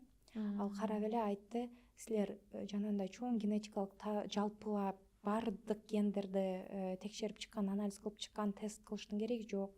Силер деген, мен билем, бул бир нерсеге окшошуп атат, бир синдромго окшошуп атат. Келгиле биринчи ошону текшерип көрөлү. Эгер ал тастыкталбаса, анда жалпы анализ кылалы деп калды. Анан анысы арзаныраак болчу да. Анан макул деп эле анан кылдырсак, ошо тилекке каршы ошо синдром тастыкталып калды. Бирок мунун жакшы жагы, жакшы тарабы эмнеде экен? Сенин эгерде диагнозуң бар болсо, дарыгерлерден келген бир чечим бар болсо, сен жанагындай сервистерге барганга, мисалы мамлекеттин кээ бир кызматтарды, кээ бир сервистерди алганга жолуң оңой болот экен. Бир жолдор ачылат экен да. Мисалы биз ошо диагнозубузду алдык, алар замат эле биякта Америкада early intervention деп коет. Мисалы мамлекет өзү мисалы терапияларды беришет да. Баланы жанагындай карашат, көзөмөлдөшөт, эмнеге муктаждыгы бар болсо, кайсы жагын дагы келиштириш керек болсо, ошондой терапияларды камсыз кылышат. Эми ал жакта дагы мисалы маянаңа карашат, тапкан акчаңа карашат, кээ бир шарттары бар. Бирок ошондой болсо дагы балаң мисалы терапия алганга укугу бар болот. Анан 3 жаштан кийин мисалы мектептерге барганда биякта IEP деп коет, ошо ар бир бала жөнүндө таржымал болот. Ошого карап мектеп сабактарда, сабак учурунда же сабактардан тышкары мисалы өзгөчө бир терапияларды бөлүп бериш керек. Жана мамлекетте мисалы ар бир бала мектепке барганга укуктуу го. Анан бул балдар отуруп эле сабак окуй албайт да. Ошон үчүн анын ошо окуй турган сабагын терапиялар менен алмаштырып коюшкан да. Ошон үчүн ошо бере турган кеңешим, эгерде бир өзгөчөлүк көрсөңүздөр, ошо барып дарыгерлерге кайрылып, мындай бир диагноз алганга аракет кылыш керек. Анан кылгандан кийин, эмне экенин билип алгандан кийин жүрөк дагы тынч болот. Анан ошого жараша кийинки план эмне? Макул билдим, эми мындан ары эмне кылышым керек дегенге мындай тагыраак бир маалымат болуп калат да. Анан мен ойлойм, бул жакта коомчулуктун салымы өтө чоң. Мисалы жанагындай онлайн болсун, Facebook'та, балким билбейм, Instagram'да же башка жерлерде мисалы мындай группалар болот да. Биз мисалы диагнозду билгенде эле издесек эми аз эле киши барат да дүйнөдө. Маалымат жок экен. Бирок ошо Facebook'та мындай түзүлгөн группалар бар экен. Ата-энелер өздөрү түзгөн. Анан ошолорго кайрылып, жазып, менин балам ушундай диагноз алды, кандай кеңеш бересиңер, эмне кылсак болот деп. Ушу ата-энелер 24 саат баласын карай берген үчүн көп дарыгердей эле болуп калышат да, мындай көп маалыматка ээ болуп калышат. Ошон үчүн окшош диагноздары болгон, эгерде ким издениш керек да, ушундай адамдар болсо, ошолор менен ой пикир алмашып, алардын тажрыйбасын сураганда бир чоң артыкчылык бар. Адамдар менен баарлашып, сүйлөшүп, изденип кылыш керек деп ойлойм. Анан Бул мамлекетте Америкада мисалы ар бир штаттын сөзсүз түрдүү программалары болот. Ошолорду изилдеп азыр эми жанагындай AI чыгып калды го. чат GPT мисалы ошолордон деле издештирип ушундай болот, ат балама кандай мүмкүнчүлүктөр бар деп издештирип мисалы кайрылыш керек, тапшырыш керек. Бул жакта бир гана терапия эмес, мисалы баланы жанагындай эс алууга алып барып келгенге кээ бир организация, фонддор эс алууга алып барып келгенге мүмкүнчүлүк түзүп беришет. Балким каражат беришет, же болбосо самолетто учканда бир жеңилдиктерди түзүп беришет. Ошон үчүн ошолордун баарына изилденип тапшыра берсе, ар бир жашка, ар бир диагнозго бир нерсе табылат. Анан айта кетчү нерсе, мисалы мусулман коомунда дагы мисалы биз катталган бир программа бар, Мухсин деген. Ал жакта дагы мисалы өзгөчө балдарга мечиттерде жанагындай программалар болуп турат. Кээ бирде үйрөнө алгандарга Куран үйрөтүшөт, кээ бирине жөн эле сүрөт тартышат, кээ бирде жөн эле ошо апасына колдоо болсун, биз балдарыңарды 1 саатка таштап турсаңар болот деп жанагындай ыктыярчылар барып карап турушат. Анан ал эле эмес, мисалы умрага болгон сапарлары бар. Мисалы эгерде сен тандалсаң, умрага үй бүлөң менен жанагындай жеңилдиктер менен, атайын учактар менен алып барып келгенге мүмкүнчүлүк бар да. Ошон үчүн мен кааларым ошо ар ким кандай бир сыноодон өтүп аткан болсо, ошону жакшы изилденип, буюрса жакшы жолдор ачылсын деп тилек кылам. Чоң рахмат. Психологиялык жактан апалар көп учурда ошол диагнозду билгенде аталар дагы кабыл ала алышпайт, Көп үй бүлөлөрдө аталар таштап деле кетишет. Анан апалар болсо өзүн жеп, мындай күнөөлүү сезип, же болбосо өзүн бүт балага арнап салат. Ошол жактан кандай кеңеш эмес, өзүңүздүн тажрыйбаңыздан айтып бере аласыз? Мындай психологиялык жакта оор болуп турган апага кандай кеңеш? Негизи эле адам баласы өзүнүн түзүлүшү, жаратылышы, жанагындай мүнөзү боюнча мындай каршы чыккан бир жандык да, бар болгон нерсеге жок буга каршымын, башкача кылмакмын деп тургандайчы, инсан исян деп коюшат го. Ошон үчүн эми мындай нерселерди кабыл алуу өтө эле оор чынында. Бир гана балаң менен тийиштүү эмес, негизи эле жашоодо кээ бирде баардык нерсе сонун болот эле, бир нерсең кичине башкача болуп калса же башкачараак аксап калсаң эле баштайсың го, эмнеге мен башыма келди депчи. Дал ушундай эле бизде деле адам болгонубузга байланыштуу биринчи укканда өтө чоң шок жашадык. Айрыкча мен жашадым, себеби айымдар бир аз дагы эмоцияга көбүрөөк алдырабыз. Мен буга чейин ойлойт элем өзүмдү аябай күчтүүмүн. Кандай маселе болбосо мен мындай ойлонуп эле өзүмдүн оюм менен, акылым менен чечип коем депчи. Мисалы ушундай бир ишеничим бар эле да. Анан жашоодо көрдүм, ошо кээ бир нерселерге келгенде өзгөчө өзүңдүн ымыркайың, балаңа келгенде мындай бир аз сына түшөт экенсиң да. Башында укканда өтө оор болду. Кабыл албай, башында мындай болот, ишенбейсиң, сөзсүз, кантип эле жок, кантип көрүп коюшту, кантип билишет. Эми балким техника жаңылат, адамдар жаңылат деп менде ошондой үмүт болду да. Туура эмес диагноз, туура эмес нерсе боюмда бар кезде деле көрүп аткан жанагындай маселелер бул аныкталбаса керек деген ой болгон, ишенген жокмун. Кийин ишенип көрүп колуңа ошо балаңды алгандан кийин, баардык нерсени көргөндөн кийин эмнеге мен, ким күнөөлүү деген нерсе аябай көп жүрөгүмдү эзди да. Эмнеге мындай болуп калды, мен балдарымды жакшы карап аттым эле го, мен аябай аракет кылып жанагындай таза кармап тинтип минтип деп. Эми бизге ошондой сезилет, баардыгын балким чынында эле жакшы кылып аткандырбыз, бирок деген балким ошо жакшы кылып атканыбыздан улам бизге кийинки даражадагы бир сыноо керек болгон, ким билет да, муну Аллахка айкын.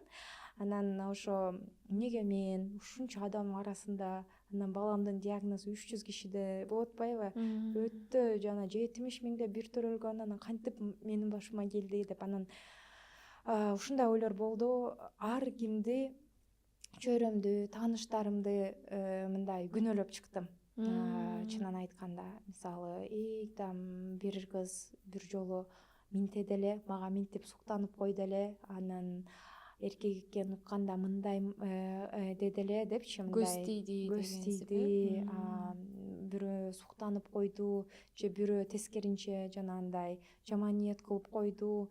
Анан ал эле эмес, мисалы, өзүмдө дагы күнөөнү аябай көп издедим. Мен мисалы жолукчанмын, бирок мындай чачымды бойойт элем, мисалы. Балким мен химикалык зат колдондум. Ал эле эмес, жанагындай суусундуктарды, пайдасыз, анчалык пайдалуу эмес тамактар менен тамактангам.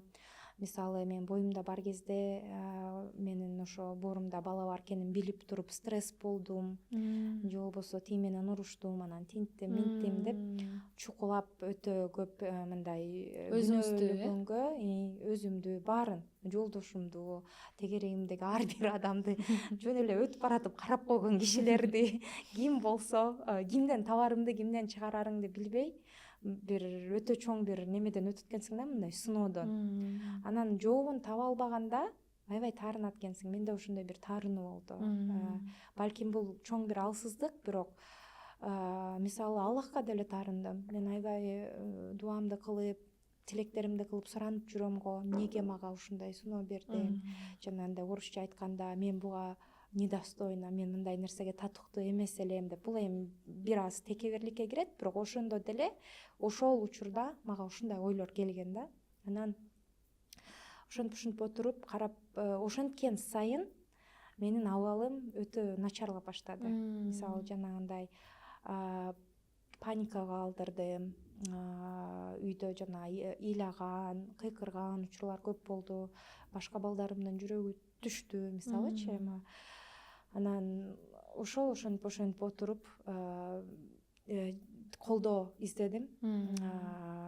Барып дарыгерлерге айттым, мага психологиялык жактан колдоо керек. Жанагындай эжелер менен, устазалар менен көп баарлаштым. Ар кайсы мамлекетте кандай тааныштарым болсо, ошо ким менен сүйлөшсөм болот, кимде кандай болгон деп, ушундай баласы барлардын тажрыйбаларын уктум, эмне деген сезимдерди жашап чыккандарын уктум. Анан бизде ошо жолдошум дагы форумдарды көп окуду, ушундай диагнозго чалдыккан адамдарды. Анан таң калыштуусу, биз окуган ошо адамдардын бөлүшкөн ойлору, ошо форумдардагы жазган нерселери көбүнчө эле барып эле ошо ишенимге такалыптыр да. Ал жакта бул нерсени сыноо катары эмес, тескеринче сыноо дагы, бирок ошол эле учурда бул Кудайдан келген бир мээрим депчи. Мисалы, ушунча адамдын арасына бизге ушундай башкача, өзгөчө баланы караганды бизге буйруп атат, бизге ишенип атат, биздин Кудайыбыз деп ар ким өзүнүн Кудайын айтып, ошо мага ушул жоопкерчиликти мага берип атат деп ушундай ойлор көп жазылыптыр. Бул деген лотереядан бир билет утуп алган сыяктуу, кимге эле ушундай насип болуп атыптыр деп ушундай ойлорду көп окудук. Мага чынында жакшы мотивация болду. Анан жана Аллах эч кимге көтөрө албаган жүктү бербейт дейт го. Ошону дагы эстеп, мен эмне эле күчүм бар, демек потенциалым бар, эмнеге эле каршы чыгып атам деп. Ошо азыр деле мынтип айта албайм, мен баардык нерсени кабыл кылып, бир гана ошо балам менен жакшы мындай терапияларды кылып, укмуш кылып атам деп айта албайм. Кээ бир күндөрү өтө кыйын болот. Айрыкча жанагындай ооруп, кайра бир жуманын ичинде 2-3 күндөп, мисалы, ооруканада жатып калганда, адам болгонубуздан алсыз түшөбүз да. Биринчи күнү балким эчтеке болбойт, ой мынтип коем, тинтип коем дейсиң, бирок 2-3 күн жанагындай балаңдын кыйналганын көрө берип, баары бир сендеги жана топтолгон баягы энергияң ылдыйлайт, төмөндөйт. Анан төмөндөгөндө кайра эле баягы нерселерге кайтасың да, эмнеге ушундай болуп атат, туура эле кылып аттым го депчи. Эми мен ойлойм, негизи адам өзүнүн жаратылышы боюнча мындай цикличный деп коет го, бир өйдө бир жогору, бир ылдый болуп турат. Бул адам болгондон кийин албетте мындай нерселер болот, бирок эң негизгиси адам кечке эле ошол маселеге мындай каза бербей, эмнеге деп. Менин оюмча жүрөгүн, акылын бошотконго жана кайгыруудан, капачылыктан бошотууга аракет кылыш керек. Бошотмоюнча жакшы ойлорго орун бошобойт да. Мисалы кечке эле кайгыра берсең, санап тарта берсең, мисалы кантип сен ал баланын келечегин ойлоносуң. Ошон үчүн азыр эми жакшы ошо 2 жылдан бери марафондорду уюштуруп келатабыз. Эми биздин максатыбыз, биздин диагноз өтө жаңы болгон үчүн изилдөөлөр жок. Азыр эми ошо жыл сайын акча топтойбуз, ата-энелер акча топтоп, анан ошо бир фонд бар, ошол жака берип акчаларды, алар жанагындай билим адамдарын алышып кызматка ушул ооруну изилдегенге аракет кылып атышат да. Балким менин балама болбосо дагы, балким кийинки төрөлө турган балдарга жардамы тиет. Бирок эми ким билет, азыр технология, баардык нерсе ушунчалык тез өнүгүп атат. Мен ишенем, эми Аллах мисалы шыпасы жок бир оору бербесе керек. Ошондуктан үмүтүбүз чоң. Буюрса ошо марафондорду ушул жакта белгилеп кетким келет. Чикагода болгондун чоң артыкчылыгы бар. Бул жакта биздин коомубуз өтө чоң. Биз мисалы башында биринчи жыл марафонду уюштурганда ойлогонбуз, досторубуз келет, жакын тааныштарыбыз келет деп. Биринчи жылы эле 200дөн ашуун киши келген да. Муну мисалы бул жактагы жергиликтүү фонддор, организациялар мындай өтө чоң пландаса дагы кээде ишке ашпай турган нерсе да. Бирок ушунчалык ушу кыргыз элиме, коомума, бир гана кыргыз эмес, ал жакта Орто Азиядан негизи ошо ар бир келген кишиге ушунчалык ыраазымын. Келип колдоп, ошо жыл сайын бизге дагы мотивация беришип, аябай колдоп келишет жыл сайын. Аябай жакшы. Ошо мен дагы Бакайчик тууралуу ошо марафонго даярданып билгем да. Анан ошо сиздин балаңыз экенин билип, анан мен ошондо таң калгам да. Айзат эже жашоодо аябай шайыр, аябай бизнес-вумен, аябай күчтүү айымсыз да. Анан мен ошондо таң калгам, ушул күнгө чейин мен Айзат эжени билип, мен билбептирмин баласы ооруганын деп. Ошон үчүн мындай көп энелер дагы өзүн сындырбай, өз алдынча иштеп, жакшы ниет кылып, мындай өздөрүн карап изденсе жакшы болчу да, Туура, бул өзгөчө балдардын сезүү органдары дагы өзгөчө да. Мисалы, балким жөнөкөй балаңа бир кайгырып, бир ыйлап карап коесуң, бирок убакыт өткөндөн кийин кайрадан түшүндүрүп, ушундай болуп калды деп, мисалы, улуу кыздарым менен ошентип түшүндүрөм да.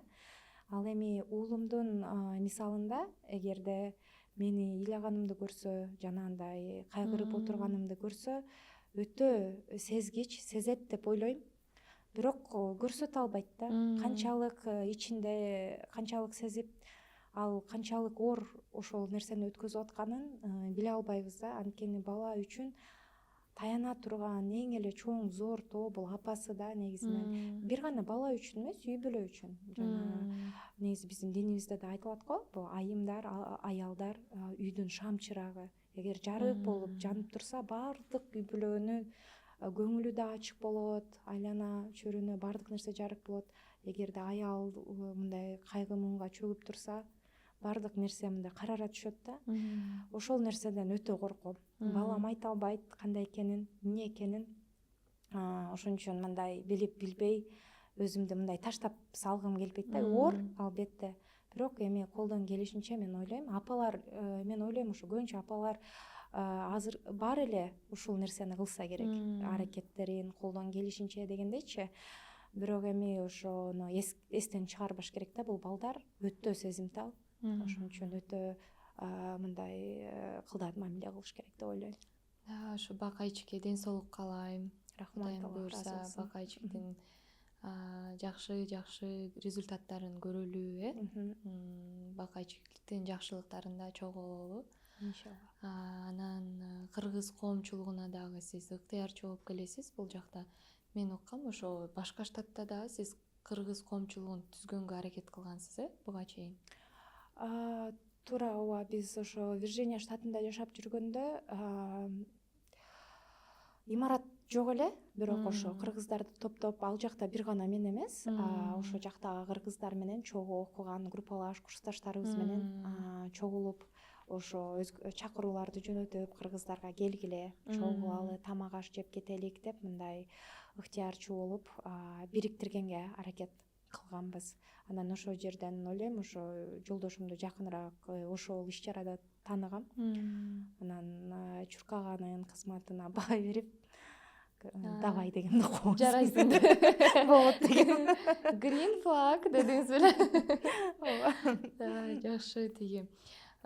Мисалы сиз деген өзүңүздүн жумушуңуз бар. ITде иштейсиз, жолдошуңуз үй, анан үй тиричилиги, 3 баланын энесисиз. Анан ушу ыктыярчылык сизге эмне алып келет жана маданият жаатында дагы иш чараларды өткөзүп келесиз да. Мен билем ал жактан сиз акча деле таппайсыз. Ошол сиздин да хоббиңизби же отдушина деп коебу же бул сиз кандай түшүндүрүп бере аласыз? То есть азыр бул жакта көп адамдар иштейт, жумушунан сырткары убактысын бөлө албайт да. Бөлөйүн десе да жетишпейт. А сиз иштейсиз, баарын алып барасыз жана ыктыярчы да болуп келесиз да. Ошол жөнүндө айтып бериңизчи. Мен ойлойм, адам өзүнүн убактысын бөлүштүргөнү ошо жана айтып өткөн приоритеттерге жараша болот деп. Балким ошо учурда ыктыярчы боло албай жүргөндөр, балким азыркы учурда башкача бир турмуштун балким башкача жүгүн тартып атышкандар. Ошон үчүн эми бул ыктыярчы деген бул көңүлдөн келиш керек албетте. Анан өзүңдү жанагындай эле жаныңды кыйнап кылчу нерсе эмес. Бул баардык нерсең топ келишип, ошого убактың мүмкүнчүлүк берсе, күчүң, алың, потенциалың бар болсо, ошондо кылынчу нерсе го деп ойлойм. Бул ыктыярчылык мен үчүн бул чоң идеология. Менин өзүмдүн ишенген бир чоң бир идеология нерсем. Мен ойлойм, адамдар ыктыярчы болгондо, бири-бирине жардам бергенге умтулганда, билбейм кандай жыйынтыктар болуп атат, жакшы жыйынтыктар болуп атабы, болбой атабы, бирок ниетибиз жакшы болгондуктан мен ойлойм бул коомго позитивдүү таасирин сөзсүз тийгизет деп. Анткени амалдар ниетке жараша болот дейт да биздин динибизде дагычы. Анан ниетим ошо кандай идеологияга ишенем. Мен ишенгеним бул бир коомчулукта эгер ар бир адам өзүн оңдосо, жана биздин ойчулубуз Разаков айткандай, мен жакшы болсом, сен жакшы болсоң, анда коомубуз жакшы болот дегендейчи. Мен эми маанисинде да. Ошого кээде чын эле үйдүн тиричилиги, башка нерселер жол бербей калат, бирок качан убакыт тапсам, ошону коомчулукка арнаганга аракет кылам. Себеби бул нерсе менин өзүмө да энергия берет. Аз эле дегенде, мисалы, үйдөгү балким баламдын маселесинен бир аз алаксыйм. Элдер менен баарлаш, мен негизи элдерди аябай жакшы көрөм. Адамдарды баарлашкан, сүйлөшкөн, алардын жашоо тарыхын уккан мен үчүн өтө чоң мотивация. Анан ар бир адамдын жашоосу эле чоң сабак деп ойлойм да. Андан тышкары, мисалы, эмнеге мен кыргыз коомчулугунда көп иш чараларга катышканга аракет кылам? Себеби кыргыз коомунун миссиясы бул негизинен жаш өспүрүмдөргө, ошо өсүп келаткан балдарга жана ошондой эле студенттерге колдоо көрсөтүү. Билим жаатында, мисалы, аларга бир колдоо көрсөтүп, келечекте мындай жакшы муунду тарбиялаганга, өз динин, дилин, баалуулуктарын билген бир жакшы жана жеткинчектерди тарбиялап чыгарганга максат кылышат да. Негизи бул коомдун негизги максаты ошондо. Анан бизде азыр көптөгөн студент балдар бар, мектеп окуучулары бар. Албетте ыктыярчылардын саны анчалык көп эмес, бирок ошо кимдин колу кимге жетсе, себеби дегенде Америкада мындай эки чоң маселе бар да. Бул биринчиси, мисалы, Америкага келгенде сен оңой акчага же тез акчага алаксып кетишиң мүмкүн. Мисалы, сен бир окуу жайына тапшырып келдиң, бирок албетте окууну төлөгөн оор, башка каражаттарыңды чыгарган оор. Бизде баары эле Кыргызстанда мындай байдын балдары эмес да. Мисалы, бияка келип өз жолу менен келген жанагындай бюджетниктер көп. Ооба, мага деле учурунда көп киши колдоо көрсөткөн да. Ошо айттым го, жанагындай эжелер, байкелер, курбулар да, мисалы. Дал ошондой эле алар, мисалы, бул жака келип эгер ошо тез акчага алаксып кетишсе, балким биздин коом бир болочоктогу күчтүү бир дарыгерден кургалы атабыз. Балким биз күчтүү бир адвокаттан же болбосо башка тармактагы башка адистерден, эксперттерден балким кургалы атабыз. Мен ойлойм, алар андай нерсеге жол бербей, ошо кимдин мүмкүнчүлүгү бар болсо, ошо жаштарга азыр убактылуу колдоону көрсөтүп, колубуздан келишинче аларга мотивацияны берип, кандай жагынан жардам бере алсак ошондой жардамыбызды берип, алардын окуусун ийгиликтүү аяктаганга эгерде биз себепчи болсок, сөзсүз түрдө алардын өтөгөн кызматы, эмгеги кайтып эле кайра эле өзүбүзгө келет. Кайра эле биздин коомубузга пайда болот. Балким көбүнчөсү ошо Кыргызстанга кайтып барат. Жаңы ыкмадагы ооруканаларды ачат, жаңы ыкмадагы башкача ишканаларды ачат. Бул эми мындайча караганда кыска мөөнөттө эмес, көп убакыттан кийин келечекке салым, келечекке болгон чоң инвестиция, чоң салым болуп атат да. Ошон үчүн мен билимдүүлөргө өтө ишенем. Ошон үчүн колдогум келет. Рахмат деп эле Ошо силерге ошон үчүн ишенебиз деп коебуз. Рахмат. Мен өзүм бир окуяны бөлүшүп кетким келип кетти. Өзүм бияка студент болуп келгенде, ошо бир жерде иштеп жүргөм. Эми ал учурда бир кандай жумуш болсо иштеш керек болгон. Мен чач тарашта жанагындай ассистент болуп иштегем. Мисалы, ал жактагы чач тараш адам чачтарды кыркат, стиль берет, а мен болсо жууйм, кургатам баштарынчы чачтарын. Жумушум ошондо болчу. Анан келген кардарлар $1, $3, ашып кетсе $5 берип коюшчу чайга деп. Анан күндөрдүн биринде ошентип иштеп жүргөндө бир кардар келди, жашы улуураак бир апа, эже.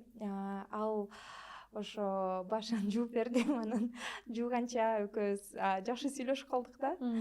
Анан сураштырып баштады, ким болосуң, каяктан келдиң, ошондой кичинекей мамлекеттен бияка кантип келдиң депчи, мисалы, аны окуп атасыңбы деп аябай суктанып ал дагы. Анан кетип атып, мага чайга көп акча таштап кетти да. Канча? Көп десем, аябай көп эмес, андай эми $50. Бирок $50 ал учурда мен үчүн мисалы бери эле дегенде бир жумалык жол кирем болчу да. Мисалы мен үчүн чоң, бир жумалык эмес, балким 2-3 жумалык жол кирем болчу. Мен үчүн чоң акча болчу. Башкалар $1 берип атканда ал $50 бергени Салыштырмалуу аябай эле чоң болчу. Анан бирок кеп ал көлөмдө деле эмес негизичи.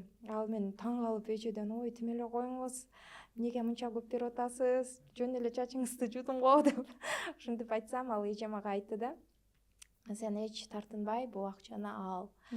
Азыр сен мага кызмат көрсөтүп атасың, бирок деген азыр окуп атыптырсың, студент экенсиң, көрөсүң 1-2 жылда эле экөөбүз орун алмашабыз. Сага окшогон билимдүү жаштарга биз кызмат кылып калабыз. Бул жашоонун чындыгы, жашоонун тартиби ушунда деп айтканда. Анан ал окуядан кийин мага өзгөчө бир дем келди. Коем ушунча ишенип атышса, жакшы окуйм деп.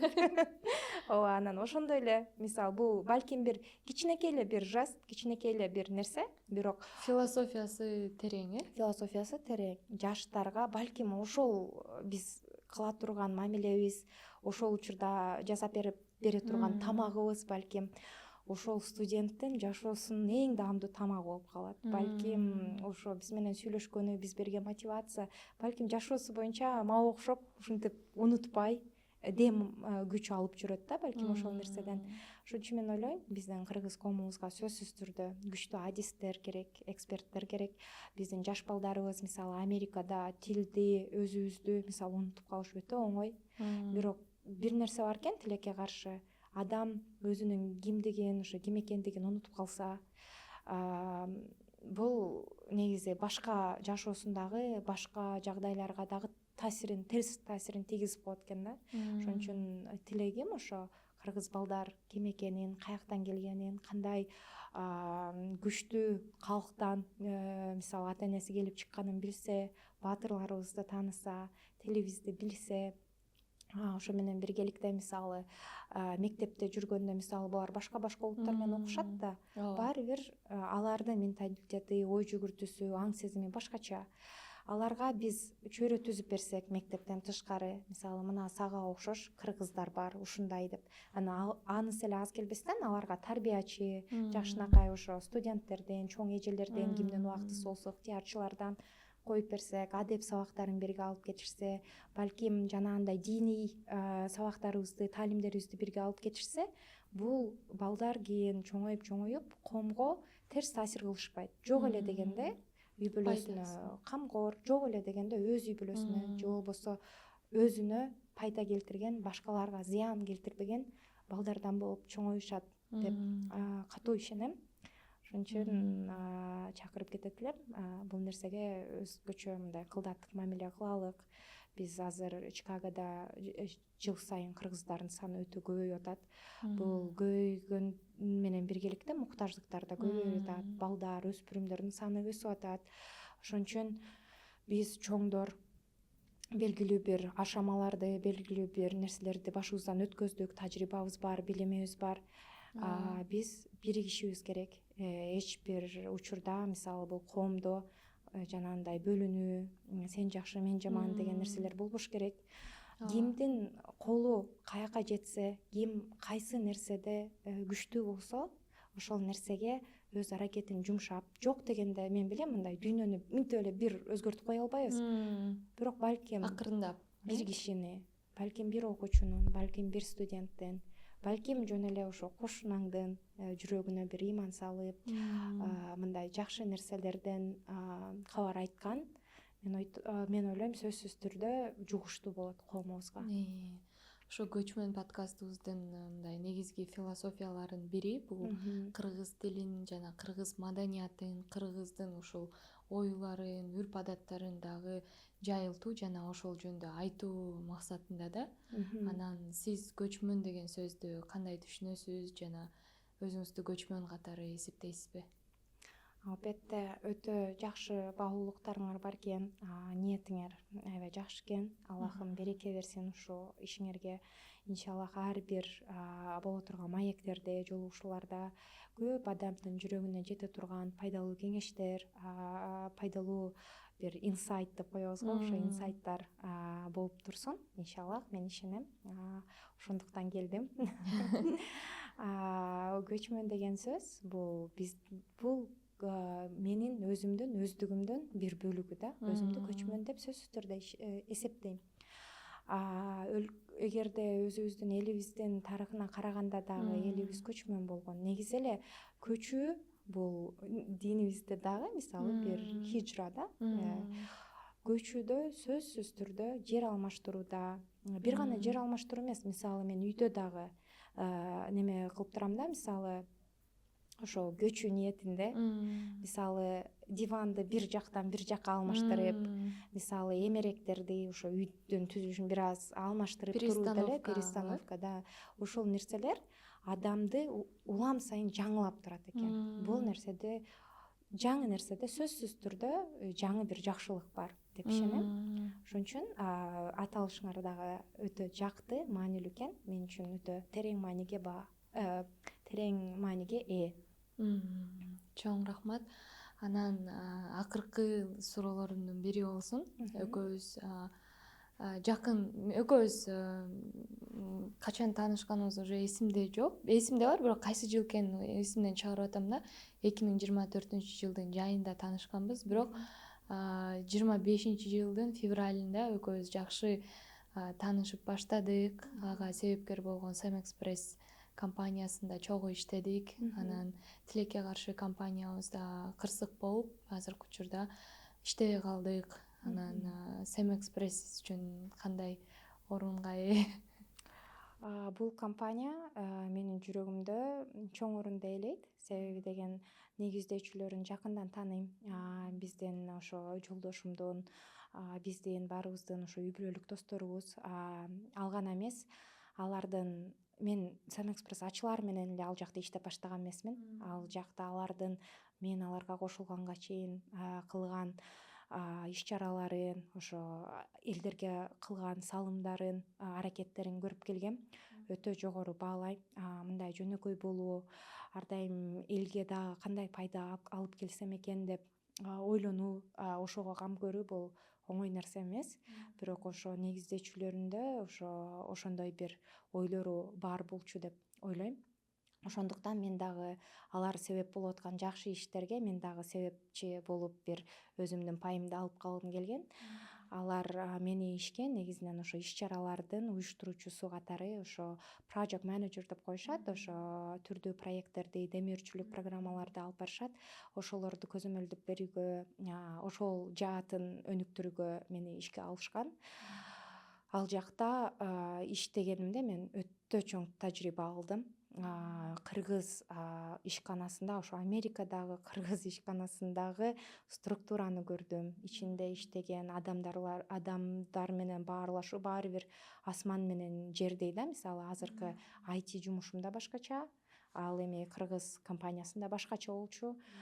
Анан көрдүм, бир үй бүлө катары иштеген чоң бир организм эле. Ал жакта айтоочу байкелер, мисалы оңдогон жанагындай механик байкелер болсун, ошо SMM тармагында иштегендер болсун, медиа жагында, маркетинг жагында, ар бир адам бул компанияны үй бүлө катары көрөт деп ойлойт элем да. Мен дагы ошо чоң үй бүлөнүн бир бөлүкчөсү болуп калганыма өтө сыймыктанам. Сыноо жөн башына келбесе керек. Мен ойлойм, ар бир кыйынчылыктын аркасынан чоң бир неемат, чоң бир жакшылык келет деп. Ошон үчүн менин ишеничим толук негиздечүлөрүнө дагы жаңы дем менен, жаңы күч менен келип, дагы мындан да жакшы, пайдалуу иштерди аткарышат деп ойлойм. Ооба, мен үчүн дагы Sam Express жөн эле мындай бир жумушта иштеп кеткендей өзүмдү сезбейм да. Мен үчүн дагы бул чоң үй бүлө катары мага болуп калыптыр. Ошол жерде иштеген ар бир жумушчусу менин байкемдей, ага, ини, эже, сиңдидей эле болупчу. Анан мен дагы ошондой үмүттөмүн. Кудайым буюрса, сиз менен дагы иштешким келет. Жана жыйынтыктоочу нерсе ушундай алтындай убактыңызды бөлүп, ошол жака келип, өзүңүздүн жашооңузда болгон ар түрдүү сыноолор менен, жетишкендиктер менен ушинтип айтып бергениңиз үчүн чоң рахмат. Аябай сиз менен ушундай жакын тааныш болгон үчүн аябай ыраазымын. Жана сыймыктанам. Сизден дагы чогуу көптөгөн проекттерди алып баралы. Анан ушул подкастка сизге ыраазычылык иретинде Adele Flowers гүлдөр дүкөнүнөн сизге кичинекей белегибиз бар. Ошону азыр сизге тапшырып коелу. Чоң рахмат, Аллах ыраазы болсун. Бул чоң бир сүннөт, билесиздер, пайгамбарыбыздын кылган иши. Аллах ыраазы болсун. Эмне үчүн мен сизди сыртыңыздан сиз аябай нежная, мындай хрупкая, айзада эже көрүнөсүз да. Бирок на самом деле сизде мындай бир стержень бар да. Стержень, мындай күч, кубат, мындай кыргыздын укура айымы, күчтүү айым катарында ошо сизге эмнегедир ушундай кызыл розаларды тандадым. Негизи тюльпан жакшы көрөрүңүздү билем. Бирок бүгүн сизге ушундай кызыл роза. Бардык буга чейинки букеттериңиз ошо нежный гүлдөр экен. Анан ушундай сизге кызыл букетти кабыл алып коюңуз. Чоң рахмат, Аллах ыраазы болсун. Өтө сонун гүлдөр экен. Аллах ыраазы болсун. Силердин жан дүйнөңөр дагы ушу гүл сымал кооз болуп, жүрөгүңөрдө ар дайым тынчтык болсун эң негизгиси. Аткан ар бир, кылган ар бир ишиңер, кадамыңар пайдалуу болсун. Түз жолдо жүрүүнү Аллахым өзү насип кылсын.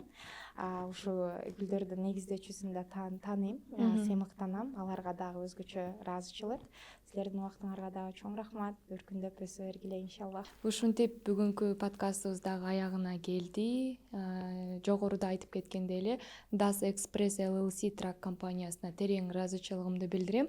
Анткени ал ушул подкасттын эң башкы демөөрчүсү. Жана Adele Flowers'ке ушундай гүлдестөө үчүн ыраазычылыгымды айтам. Сиздер менен мен Нуркыз Доконова, Көчмөн подкаст.